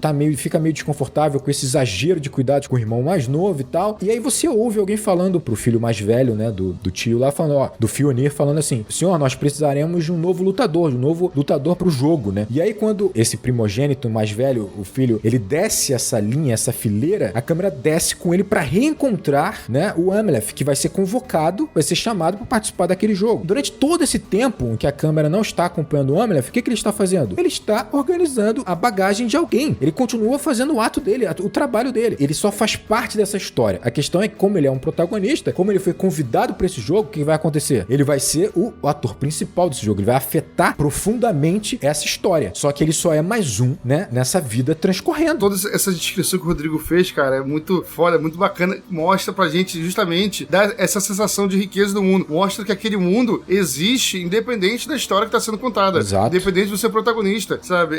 Independente do que a gente tá acompanhando ali, sabe? O mundo é muito mais rico, é muito maior do que a gente tá vendo. Pô, isso dá uma profundidade gigante. Sim, a gente passa por um senhor, por exemplo, que tá fazendo uma oração por uma senhora que tá sobre o cavalo. Você vê 2 caras passando com provavelmente um bode já assado, já amarrado. Você vê mais soldados passando e se organizando nas fileiras. É a realidade nua e crua, tá tudo pulsante. Aquela ali parece existir de fato, né? Ele encontrou uma vila, sabe? Tá filmando aquilo. Parece que tá filmando uma vila da época, né? Eu acho que tem um detalhe da fotografia que eu acho muito interessante, que é o seguinte: ao longo do dia, quando você tá no dia, né, na história, você tem tem realmente uma filmagem que usa muito a iluminação natural, então ela tem uma realidade, né, uma crueza muito interessante. O que acaba se diferindo muito da filmagem dessa fotografia quando ela é à noite, né, porque você vai ter um tom quase monocromático ali, de um azulado com acinzentado, em que basicamente são as tochas que pontuam as zonas quentes, né, então tem momento que o rosto dos personagens basicamente tem uma face amarelada e todo o resto é azulado, fechado, acinzentado, né, cria uma estrutura de cor muito bonita, né, só que dá uma sensação muito de fantástico, né, de uma coisa não tão real. E eu acho que isso também é muito proposital no sentido de que aqui sim, o fantástico e o mágico, ele é presente, sempre é, seja dia, seja de noite, mas é de noite que ele fica ainda mais presente, é de noite que ele fica ainda mais, ele afeta ainda mais a rotina daquelas pessoas ali, né, porque é à noite que você tem as lacunas, como diz o Gabriel, né, é à noite que você tem a dificuldade de entender com clareza o que tá acontecendo, então tudo vai ser explicado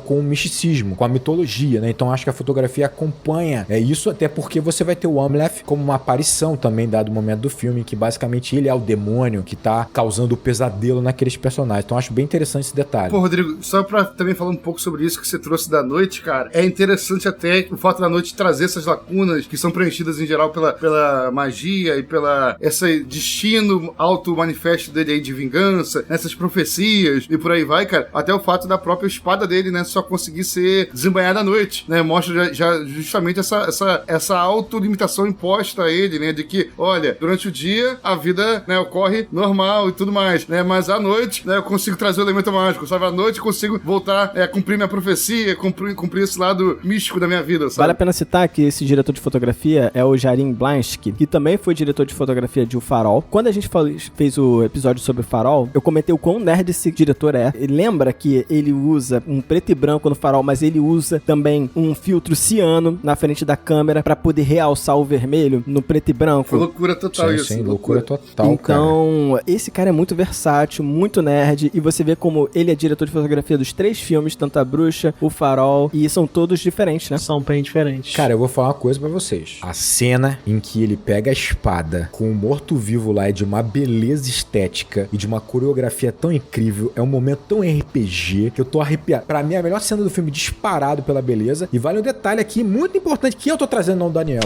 Draugr, que é o nome da espada no filme, na verdade, na mitologia nórdica, é o nome do morto-vivo. E aí eles simplesmente transportaram o nome do morto-vivo para a espada e ficou bem interessante essa ideia do Draugr. A cena é estupenda, né? A ideia de que ele enfrenta o morto-vivo, ele tem que descobrir, porque ele não vai vencer na violência, ele tem que descobrir o puzzle que usa a luz, né? Então é muito RPG. Ele descobre o puzzle, consegue vencer aquele desafio e o mais legal, a câmera sai dele, ele com a espada no meio da luz, a câmera sai dele, desliza pra esquerda e encontra ele de frente pro morto-vivo, como mostrando claramente que ele tava em transe e viveu aquele combate no transe dele. Isso é uma parada muito legal. Do legal, filme é porque...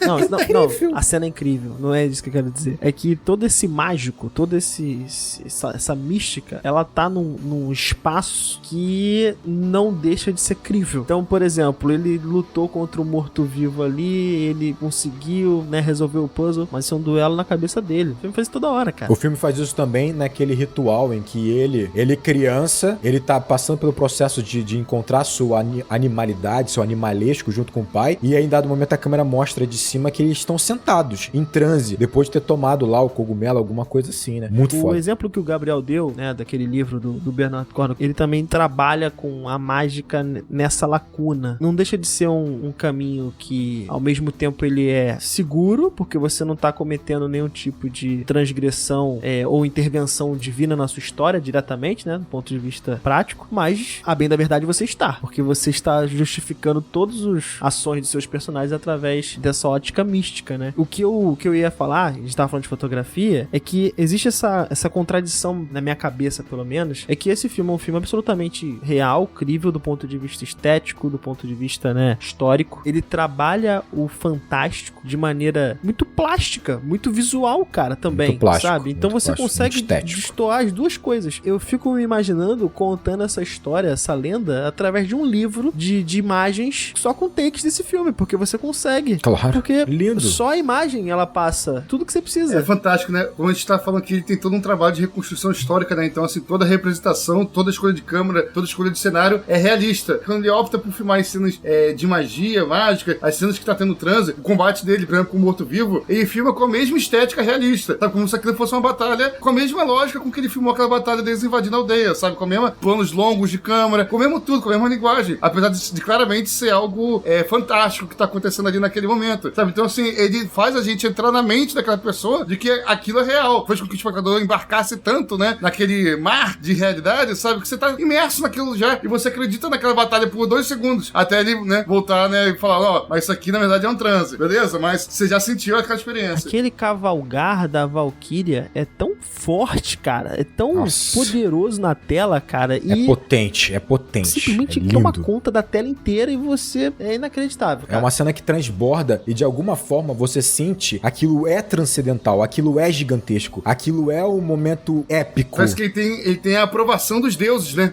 Na jornada dele, das escolhas dele, sabe? E você não usou 300 Valkyrias, é uma Valkyria só e você tá contemplando todos os detalhes dela, Mas cara. olha só, cara, o Gabriel tocou num ponto que acaba reforçando o que você tinha falado agora há pouco, que pra mim é uma força motriz desse filme. É um paradoxo que ele cria ali que eu acho muito foda, que é o seguinte: quando ele usa esse fantástico dessa forma, né, você percebe a jornada de Amleth, ela começa pautada pelos deuses, né, na crença deles. Ele só tem um caminho, a vingança. É o caminho da honra, é o caminho da batalha, é o caminho que ele vai encontrar a morte pela espada. Esse é o caminho dele. Ao longo de todo o filme, quando, por exemplo, ele tá amarrado, né, e os corvos, ó deixa!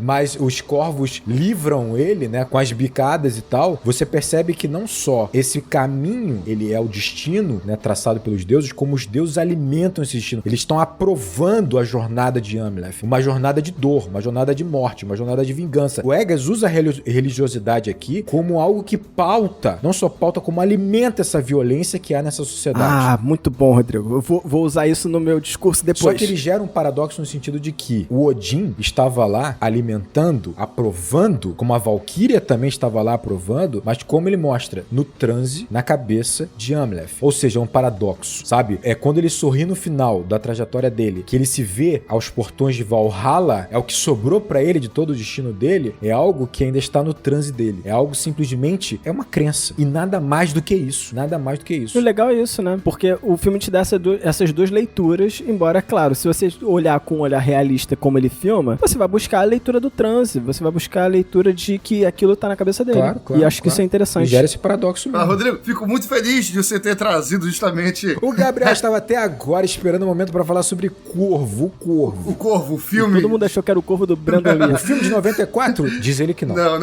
É sobre os corvos, né? Na verdade, né? É o simbolismo dos corvos, do animal corvo, né? Na mitologia nórdica. Eu falo isso porque a gente já viu, né, corvos e pássaros, em geral, ser trabalhado em outros filmes desse mesmo diretor, né? Na Bruxa aparece muito a figura do corvo. No Farol, a gaivota simplesmente foi a obsessão do filme. As gaivotas... O corvo na Bruxa, como tá inserido dentro de uma realidade cristã, um pouco mais posterior ali, né? Tá muito associado à imagem de morte, né? Até porque o corvo é um animal que, né, come cadáver, né? É um animal carniceiro, tipo urubu, né? Aqui no Brasil. Mas, enfim, a gaivota, né, também traz essa conotação de morte, né? No filme, no Farol. Aqui, cara, o corvo, ele, à primeira vista, a gente poderia trazer naquele representa que simboliza a morte, como tradicionalmente interpretado na nossa sociedade, mas na cultura nórdica, o corvo, ele tem uma representação de proteção, de você estar sendo guiado e protegido pelos deuses, né? O Odin, ele tinha lá seus 2 corvos, que era memória e pensamento, né? O nome, cada um deles, sabe? Um representava a memória e o outro pensamento, que mostrava que os corvos eram, até o fato dos corvos se alimentarem, digamos assim, dos mortos, né? Do conhecimento dos mortos, digamos assim, e trazer isso pro Odin, sabe? Trazer pra ele toda a cultura, todo o aprendizado de todo mundo que já morreu, então tinha essa conotação de conhecimento, de sabedoria e de proteção dos deuses, sabe? Então, assim, o corvo tinha um aspecto positivo naquela sociedade. Quando a gente vê até o pai do protagonista chegando com o Rei Corvo, o Rei Corvo parece que é o rei, né? À primeira vista, né? É o rei carniceiro, esse rei aqui é o rei matador, né? O rei que, pô, mas não é esse sentido, né? Nessa sociedade, é o sentido assim, de alguém, digamos assim, sabe o que tá protegendo ali seu povo. Só que em quase todas as outras civilizações, né? Você vê que o corvo, em geral, representa a morte. Faz sentido. Gabriel, faz sentido, Gabriel. Porque se o corvo, ele protege, né, o viking, é porque o viking tá matando alguém. O inglês está sendo atacado pelo viking, o corvo vai representar a morte, justamente. Exato. Vai representar a morte, Exatamente. Então, assim, é justamente o contrário, né? Então, sentido. assim, é só pra falar que sempre que aparece o corvo nesse filme, ele não tá sendo um arauto da morte ou algo algorento, né? Não é uma ave algorenta. Ao contrário, é quase que um bom presságio, né? Digamos assim. Amaldiçoado, né? Mau agouro. Mau agouro, exatamente. Não é pra trazer mau agouro. Mau agouro agouro é pros ingleses, né? O corvo traz mau agouro pros ingleses. Exato, E é um bom presságio pro personagem principal, né? Porque para o Fjolnir é um mau presságio, porque ele é o seguidor de Freya, né? Ele é seguidor de Freya, não é muito doidinho, E não. aí deve ser outra coisa, e aí ele não é muito doidinho, não. Eu fico realmente. me perguntando o seguinte: ele viu simplesmente os corvos tirando ele, né, da corda amarrado, que ele tava basicamente naquela estrutura de madeira lá. Depois ele se vê sendo levado pela Valkyrie em seu cavalo branco, lindo, maravilhoso. E ele acorda, né, numa fonte de água térmica ali, maravilhosa ali, né, termal ali, com sua companheira Olga. Como Olga conseguiu tirar esse cara da corda, colocar aquele cara gigantesco num cavalo e fugir com ele, né? É incrível mesmo. Eu acho que foi a Valkyrie, de fato. Ou então ela é uma Valkyrie. Ela é uma Valkyrie, né? Ela não quis admitir. Tem que ter uma suspensão aí de Ou descrença, então cara. ela teve ajuda. Ela pode né? ter tido ajuda. Ela pode ter tido Porque ela ajuda. ajudou várias pessoas, de fato. A Olga ajudou várias pessoas, de fato. Exato. Na real, o mais difícil é alguém montar aquele quebra-cabeça humano representando o cavalo do Odin de 8 patas com restos. Aquilo é mais Aquilo difícil. é. precisa Aquilo é um ter- artista, né? Aquilo é uma obra de um Ele artista, é né? artístico, exatamente. Mas Aquilo ele ali- teve a noite toda. Ele teve a noite toda. Ali precisa de uma suspensão de descrença, realmente. Mas é uma cena realmente chocante, né? Chocante, E eu ficou acho maneiro. muito legal a associação direto com a religião católica. A gente associa o profano com as religiões que não são católicas. E aí direto, nossa, o Deus deles morre pendurado, então isso é católico, sabe? Cara, muito foda, né, cara? Não, o deus deles é um corpo preso numa cruz. Uma cruz. Numa Ou seja, os cristãos são muito macabros. Numa árvore, ele tá falando numa árvore, num tronco. Não, ele fala numa cruz. Eu acho que e aí depois tem um que fala assim, e os cristãos bebedores de sangue. É. E de fato, cara, de fato, muito louco. Não, acho que ele fala numa árvore ou num tronco, Rodrigo. Nem fala cruz, que eu lembro de prestar atenção nisso. Tronco, e pode ser, é aquele pode ser. desconhecimento sobre a religião alheia em que você associa ela com qualquer coisa que seja profana. E aí um centauro pendurado no teto da casa, mais uma vez o teto da casa, pendurado ali no... Eu não sei como chamar aquela construção, Sim, sim. mas enfim.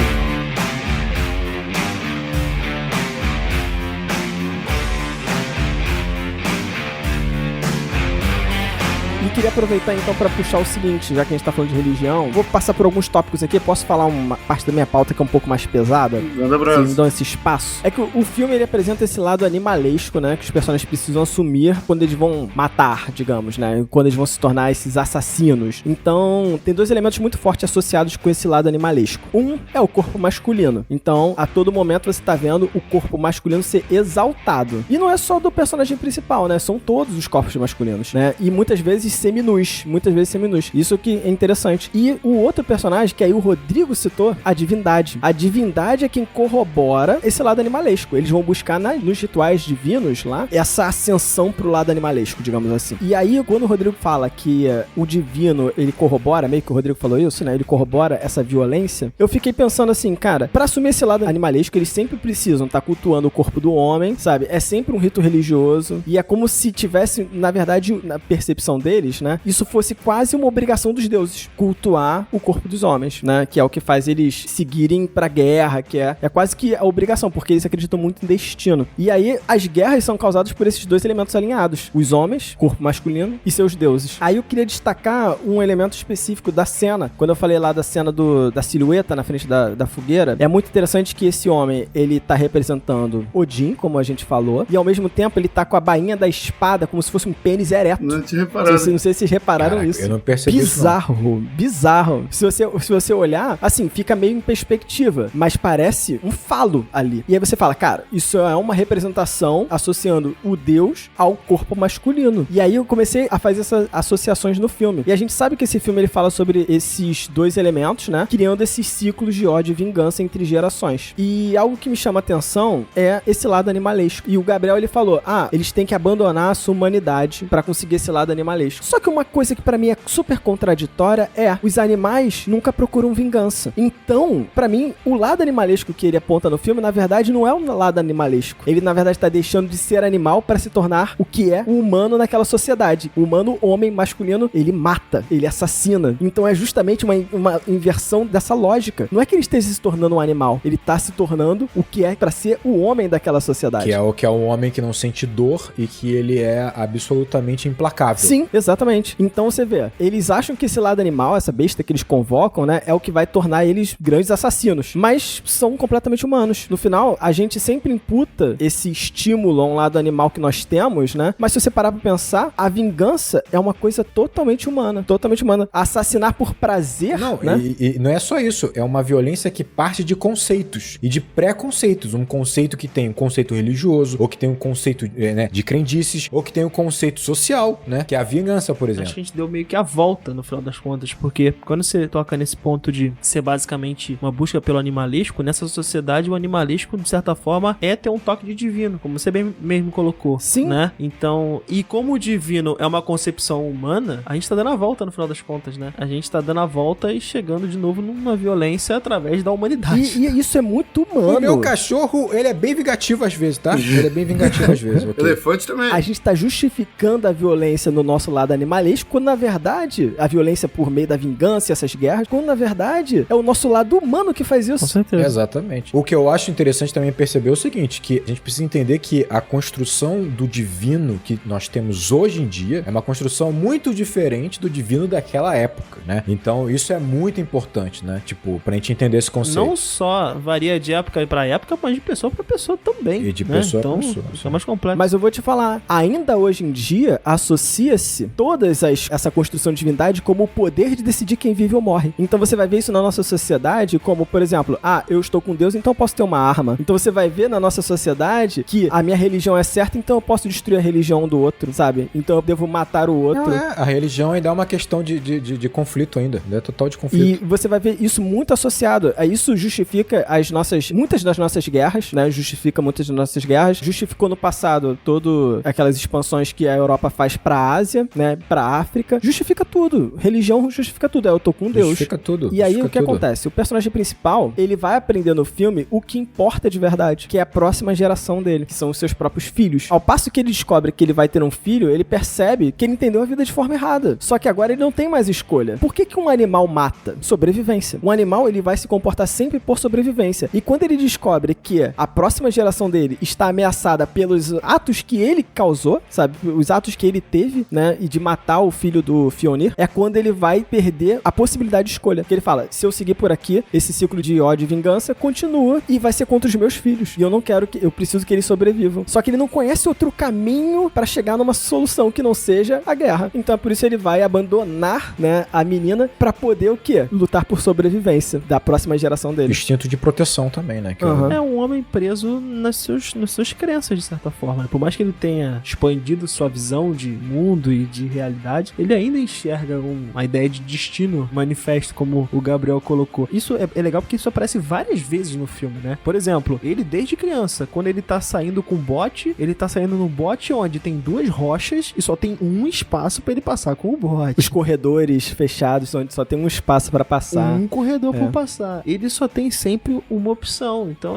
ele só enxerga essa opção de um fato. caminho, a seguir. Você tocou no que é a tragédia daqui do filme, porque o Eggers, ele foi muito inteligente em entregar uma história que todos conhecem, né, que todos esperam como vai ser o final, de fato, o duelo final entre o Amleth e o Fionir, né, obviamente onde os dois morreriam, só que ele precisa entregar também um arco de aprendizado de seu protagonista, né, senão parece uma história de fato descartável, como nós já falamos aqui várias vezes. E ele é muito inteligente e dá de fato esse amadurecimento pro Amleth, né, em que quando ele se apaixona por uma mulher e ele tem de fato os filhos que estão pra nascer, né, ela tá grávida, você tem ali esse processo, né, que vai gradualmente tornando mais maduro. Só que é um maduro que a gente precisa entender que parte de um homem praticamente primitivo, né? Então ele acaba tendo uma visão muito estreita daquilo. Você percebe, né? A gente tá falando que os deuses aprovaram, né? Não só conduzem como aprovam esses atos de violento, corroboram, né? Até você pegar até Freyr, né? Que seria um deus da fecundidade e tal. Você tem sacrifícios pra ela também. Então assim, não julgando, né? Não era algo tido como mal e bom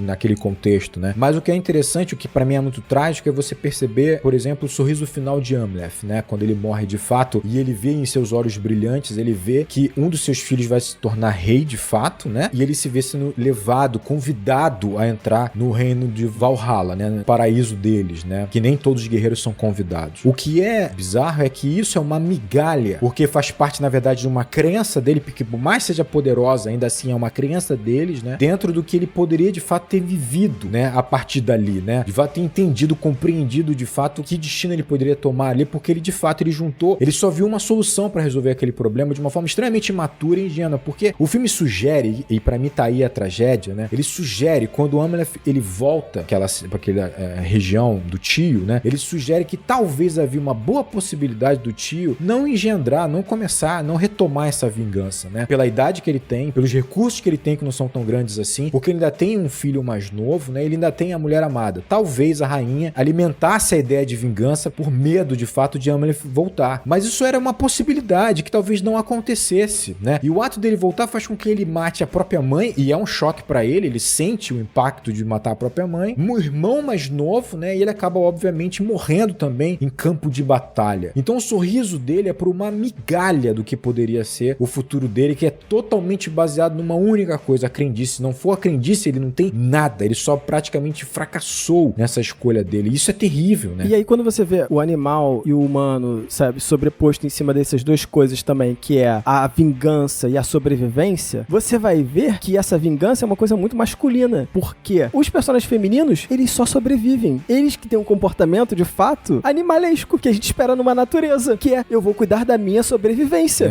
E da minha prole. Exatamente, da minha prole, da continuidade da espécie, sabe? E é os personagens femininos no filme. Então, por isso eu acho esses personagens tão densos em cima dessa interpretação, porque você vê isso pelo cenário, pelo que você construiu, e o Rodrigo falou perfeitamente sobre a construção do cenário, como passa complexidade para os personagens femininos, e aí quando você tem essa leitura, você fala, caramba, eles só estão sobrevivendo de fato, e é isso que a gente tinha que fazer, sobreviver. E reforçando o que você tá falando, isso tá praticamente nas palavras da rainha, porque ela diz o seguinte, ela fala, eu via esse animalesco, eu via essa brutalidade no meu marido e no meu filho, e na forma como ele estava sendo criado pelo rei, na forma como ele estava sendo conduzido, e como aquele reinado, ele gerava brutalidade, conquista e destruição. Obviamente, naquele mundo de violência, a única solução é a violência. Ela não tem outra ferramenta que não tentar convencer um outro homem a praticar essa violência para interromper essa brutalidade, essa bestialidade que estava continuando na família, né? E obviamente ela parte do amor que ela constrói junto com o cunhado, né? Que é o irmão do rei, e que é um amor que você percebe que por parte deles é genuíno. Então assim, ela tá protegendo também, obviamente, esse amor, esse elo que ela tem com o cunhado, né? E depois, obviamente, ela vai proteger a prole. Então assim, a gente julga ela como se fosse terrível, uma carrasca, e claro, ela teve uma atitude muito questionável, mas ela usou das ferramentas que ela tinha, e a solução única que tem naquele ambiente, que é a violência. Não há outra solução, não há outra forma de solucionar aquilo. Por mais que a violência dela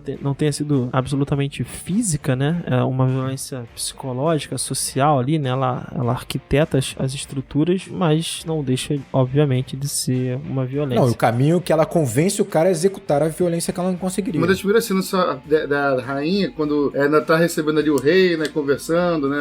Bem no início do filme, uma das primeiras cenas, ela tá ali justamente fiando um tecido, sabe? Mexendo ali no fio, como se estivesse, sabe, costurando um negócio, sabe? Então você mostra, né? Agora, só vi isso revendo o filme hoje, né? Mostra justamente isso, né? Que ela que de repente tá tecendo toda a teia do destino, né? Era ela, sim. O filme faz várias dicas disso nesse início. Muitas.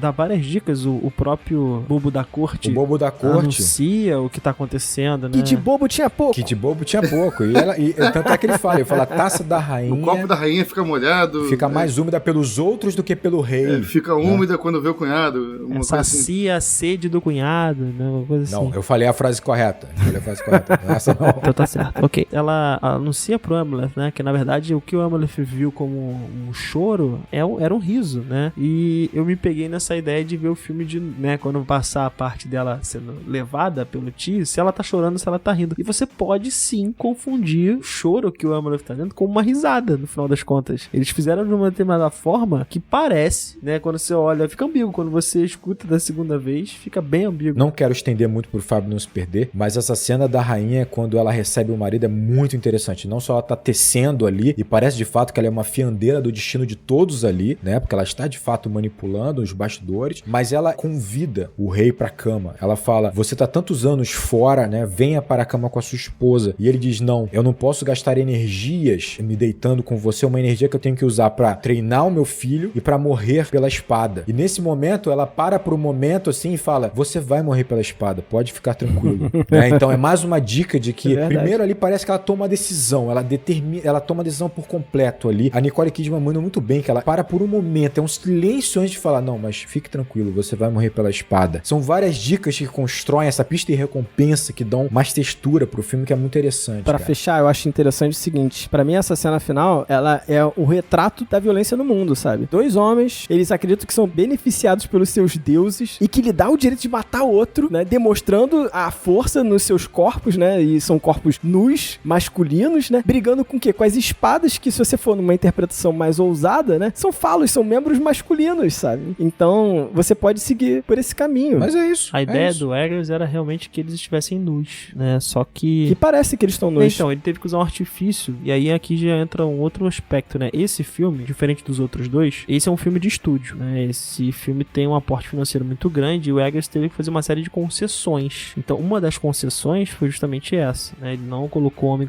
no frontal, essa cena os dois estariam nus de fato lutando, e ele teve que usar esse jogo de sombra pra fazer com que o PG do filme ficasse mais baixo, pra que ele conseguisse ter mais bilheteria, né? Mas sabe o que eu acho legal? Você tem esse retrato da violência no mundo. Como a gente tá falando que essa cena, né, de certa forma, ela, como o Fábio falou muito bem, ela resume, né, o que é esse filme, nesse duelo desses 2 homens. E se você reparar também tem a jornada entre esses 2 homens, né? Enquanto o tio, né, ele optou ali, né, de uma certa forma, fez uma escolha racional, sabe, de matar ali, né, o seu irmão pra poder fugir daquele ambiente violento, né, controlar a situação e ficar com a sua amada, sabe? Aquilo ali foi uma escolha, foi um plano, sabe? Foi uma coisa pensada, arquitetada, racional. Enquanto o outro garoto, né, ele agiu completamente com a base do instinto, do âmago, sabe? Ele era só vontade, tem que vingar, não sei, eu tô pensando, vou virar escravo, dane-se, depois eu penso o que eu faço na vida, sabe? Tem que vingar, ele era só sentimento. E a solução final da luta é justamente, né, o cara que era mais racional perdendo a cabeça, né, e o outro que era mais passional, né, levando a punhalada, a espadada no coração, sabe? Então, assim, teve essa solução. Legal. E eu acho legal, eu tô falando desse retrato da violência no mundo, mas o filme ele sugere um caminho. O bizarro é isso. Quando eu comentei lá sobre a câmera, lá no barco, que ela faz uma escolha de qual destino a gente vai seguir, e ela faz um movimento para a direita, escolhendo o Amleth, que ele vai seguir o destino desse rapaz, quando mostra a parte que, agora vamos lá, quais são os descendentes do Amleth? Mostram 2, um menino e uma menina. E aí ele vai subindo assim, exatamente com a câmera, até que ele fica no meio dos 2 e ele joga pra direita rapidamente, onde ele escolhe a menina. Ou seja, quase que ele fala assim, vamos deixar as mulheres assumirem um pouco o comando, sabe? É uma crítica. Vamos ver o que rola, vamos ver o que rola. Vamos assim. agora acompanhar a história dessa perspectiva aqui, vamos ver se é diferente. É uma crítica ao comportamento masculino. Mas olha só, tem um ponto aí. É uma crítica.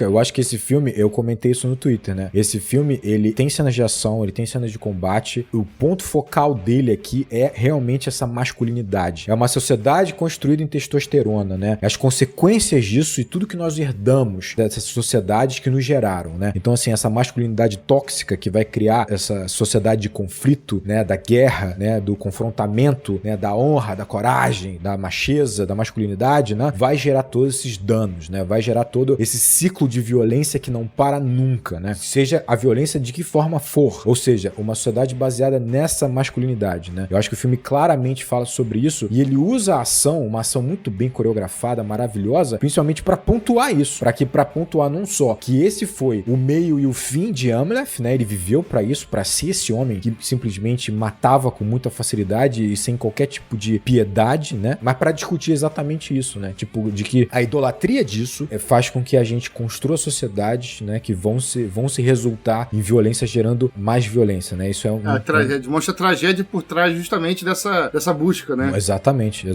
Agora, o que eu acho engraçado é o seguinte, o Eggers, ele mostra dentro de um transe, no final da vida de Amleth, mostra ele enxergando seus 2 filhos, né? E o reinado indo, talvez, para a menina. E ela que tá com a coroa e tal, né? E ainda que ela esteja com a espada, né? Ela tá com o bastão, o cetro, né? E a espada. Mas ainda assim, isso é um transe dele. A gente pode encarar da seguinte maneira, a decisão, como o Gabriel falou, de Amleth é tão passional, é tão imatura dentro da conclusão que ele chega como instinto de proteção e que ele junta ainda assim a vontade que ele tem de concluir a vingança, porque obviamente ele ainda estava carregando naquele momento que ele toma a decisão, que ele faz com que a Olga passe a ficar numa posição de vulnerabilidade muito maior do que se ele tivesse com ela. Então será que ela sobrevive? Será que ela sobrevive? As crianças sobrevivem? Naquele contexto, naquela situação? Então assim, ainda assim a gente está se agarrando, né, na crença de Amleth. Mas eu só pra justificar, é só pelo movimento de câmera, a escolha do destino, pra mim é uma linguagem, sabe, da câmera falando, vamos pra cá, ó, segue esse caminho aqui, que esse caminho aqui, ele vai ser melhor. E pela primeira vez aparece uma bifurcação, né? Sempre que a gente tá falando é um caminho reto. Aí, pela primeira vez, aparece, né, forma um Y, né, forma uma bifurcação, né? Tem mais de uma escolha dessa vez. A gente tem mais do que uma escolha, né? É muito bom quando você tem um movimento de câmera que tá associado a de fato, a uma intenção genuína. Ele já usou esse movimento de câmeras, por exemplo, a gente falou dele lá no Farol, por exemplo, né? Um movimento de câmera para denotar sempre passagem de tempo. Aqui, né, o Fábio fez associação à ideia do destino, né? Da gente ter uma escolha, né? Possibilidade do destino. Então, é interessante como usar a mesma ferramenta cinematográfica para transportar, né, informações diferentes, comunicar de maneira diferente. Tem um momento do filme que ele comunica com a sua montagem em que o Amleth, ele tá naquela embarcação indo, né, para aquela região, para Iceland, né? E ele tá já com a Olga, né? E que ele leva uma pancada no meio da tempestade, o barco tá no meio da tempestade, ele leva uma pancada, apaga, entra em transe. E é interessante que a montagem, ela constrói inicialmente o que seria o destino de Amleth. Então, assim, é engraçado que ele apresenta o pai, e aí o Amleth repete o eu te vingarei, aí mostra a mãe, eu te salvarei, aí mostra o tio, eu te matarei. E isso entrecortado depois com a imagem do Odin. Então, é como se fosse isso. É mais uma vez, não só a divindade estabelecendo o destino, mas alimentando e aprovando esse destino. Mas logo depois, entra, pela primeira vez ali, a Olga, que ela se vira pro Amleth, né? Logo depois aparece a árvore, né? A Yggdrasil, mostrando claramente que dentre os seus galhos, você tem uma ramificação para o Amleth. Talvez fosse esse destino com a Olga. Outra bifurcação que ele não vai tomar, né? Ele toma e não toma, na verdade, né? Eu acho que a gente não fez ainda um destaque que a gente deveria fazer. O Alexander Skarsgård, ele tem uma atuação absurda pra mim, né? Não só física, não só visceral como o lobo que ele é, mas ele prova o grande ator que ele é na cena em que ele descobre que ela tá grávida. O olhar daquele cara passa entre o espanto, conceber a ideia de que ele vai ser pai, até a felicidade quando ele digere por um momento aquela notícia, a felicidade, dentre o entendimento e compreensão do perigo que é ter filhos e que eles estão em perigo. Então entra o instinto de sobrevivência, o instinto de proteção, e o olhar muda da compreensão e da resiliência para a certeza de que ele tem que de fato matar o tio dele para cessar, né, o perigo que os filhos estão percorrendo. E tudo isso é comunicado pelo olhar desse cara. É absurdo, cara. A cena dele nesse filme, né? Porque assim, todas as outras são muito físicas, né? É uma entrega física muito grande, mas uma entrega interpretativa, eu acho que realmente essa é a cena, é a grande cena. É a grande cena dele, Cara, todo mundo tá bem. Eu adoro o Ethan Hawke nesse filme. Adoro ele. Adoro como ele desapareceu na pele daquele rei. Eu adoro o William Dafoe, cara. O William Dafoe não tem graça. É foda demais. Tem uma cena que mostra ele com a máscara e tira a máscara. Porra, a cabeça dele, que serve como ser ou não ser de Shakespeare. Tem uma cabeça lá dele. É muito foda isso, incrível. Cara. Tá todo mundo bem, né? A própria Nicole Kidman, ela destruidora de corações. Aquela cena, aquela conversa dele com o Amleth. Quando eu estava no cinema, eu fiquei muito confuso aquela conversa, porque eu falei, caramba, ela beijou o filho, o que ela está fazendo? Mas depois, assim, reassistindo, eu vejo, cara, a sobrevivência no máximo. Ela tava confundindo ele ao máximo pra tentar matá-lo, porque sabia que isso é o problema pros filhos dela. Claro. Imagina, começa a cena com ela, né, pô, uma mulher frágil, com um cara gigante no quarto dela, com uma espada encostada no pescoço dela, e ela consegue ali, falando, confundindo, fazer o cara fugir, sair correndo do cômodo dela, sabe? Exatamente. Incrível. E aí eu queria só trazer, cara, é impressionante. O filme faz uma crítica a essa masculinidade, o filme fala sobre o destino que a gente poderia ter escolhas melhores, sabe? Que poderiam ajudar a resolver esses problemas. E aí no final eu vi uma mensagem na internet que eu vi em algum lugar, não vou dizer onde, mas tinha alguém que falou assim, sabe? Hoje não tem mais filme com homem e masculinidade, mas sim homens afrescalhados, principalmente pra gente lacradora de esquerda, estão matando as gerações futuras. E eu falei, cara, essa pessoa não entendeu o filme, sabe? Fica assim, caraca, o que tá acontecendo? Elogiando o filme pela masculinidade do filme, seria isso? Exatamente, elogiando o filme pela masculinidade do filme. E a crítica, sabe, vai embora. Assim, amigo, depois que filhos de Bolsonaro, eles defenderam a genialidade de não olhe para cima, qualquer contexto pode ser incorporado à sua narrativa, né? Como o Traje a Rigor lá também defendeu o filme também, um filme que claramente critica ele mesmo. Cara, não vamos... A gente vai passar cada vez mais raiva aqui se a gente continuar falando, só isso. Acho engraçado. Porque, pelo amor de Deus, cara. É terrível. Vamos terminar no clima. Não, mas acho que é um discurso, cara, que ele tá muito longe da sociedade. Isso que é difícil, sabe? O discurso de você criticar a masculinidade, ele tá muito longe da compreensão das pessoas. Isso, quando você percebe isso, você fala, caramba, a gente tá muito longe ainda da evolução. E é todo o esforço, né, assim, do filme não parecer épico, não ter um tom épico, sabe, nas lutas, ter um tom sujo, um tom desagradável, como a gente falou no início do programa, dá pra sentir o fedor daquele lugar, sabe? Ainda assim, o pessoal conseguiu enxergar toda aquela luta, aquela violência, aquele embate embate final em um tom épico, sabe? É porque a pessoa já foi contaminada por todas as outras obras. Cara, é sabe? muito triste a gente conceber que ser homem, pra boa parte das pessoas hoje, ainda é ser esse homem. Esse homem, né, um viking do século X, absolutamente físico, visceral E exige um esforço contínuo, né? Pra você poder estar sempre nesse nível de demonstração de violência, né? De força bruta. O Eggers faz simplesmente um duelo final que realmente é estupendo. Não lembra o Star Wars. episódio 3 de Star Wars? Lembra, né? Lembra não, é basicamente uma aula. É uma aula pro episódio 3, né? É do que deveria ter sido, É o que deveria ter sido. Lembra, é forte. incrível a coreografia. Você diminui muito o Homem do Norte fazendo essa comparação, tá? Parecem dois, sei lá, Apolos lutando, né? Tem essa coisa. E aí no final, pra quê? Os dois se matarem. E os dois corpos caírem no chão, cara, inerte, cara. E o Eggers ainda foca naquele olhar que tem o sorriso o sorriso é a emoção do Amleth. Que você fala, beleza, legal pra ele. Mas no fundo é uma migalha. É uma migalha do que ele poderia ter sido. É uma migalha do que ele viveu. Ele viveu, basicamente o que ele viveu foi o pouco tempo da Olga. Pra isso, pra ter esse momento, a vida dele toda. É tipo morre feliz aí, otário. Você não vai ver seus filhos crescerem, você perdeu sua mulher. Sabe? Deixou ela absolutamente vulnerável. Só que o problema é que o que chama atenção, e aí é por isso que esse filme, ele teoricamente é um blockbuster, é a qualidade da coreografia, é a porrada. É o que a gente falou em X-Tudão, cara. Não tem como. Perfeito.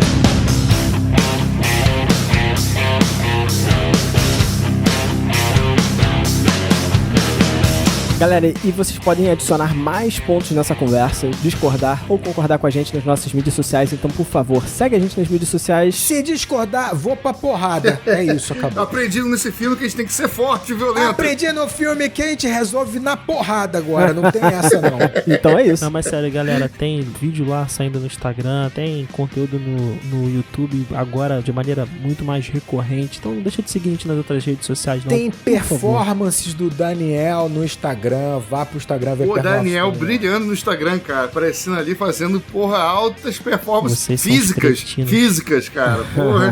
Muito bom. No mesmo patamar aqui do nosso protagonista. Tô com um shape igual. Instagram, então, Enquadrando Underline Oficial. Nosso Twitter, onde você vai encontrar a gente muito mais ativo, Enquadrando Underline. Nosso YouTube, que é youtube.com/enquadrando. E não deixe de acompanhar o canal do nosso querido amigo e padrinho Gabriel Gaspar, que é o canal youtube.com/acabou de acabar. E você pode também encontrar a gente por e-mail se vocês tiverem certa idade. Então, contato@acaboudeacabar.com.br. Pô, vou te falar, hein? A gente se amarra e-mail, hein? No início a gente tava recebendo mais, agora o pessoal acho que tá falando diretamente com a gente, né? Estão esquecendo a antiga arte de mandar e-mails, hein? A gente só abre mão do e-mail se você então decidir ir pro Apoia-se, ficar no nosso grupo do Telegram e falar diretamente com a gente. Aí tudo bem, não precisa mandar e-mail não. É, verdade. Apoie o Enquadrando e um grande abraço, galera. E bons filmes!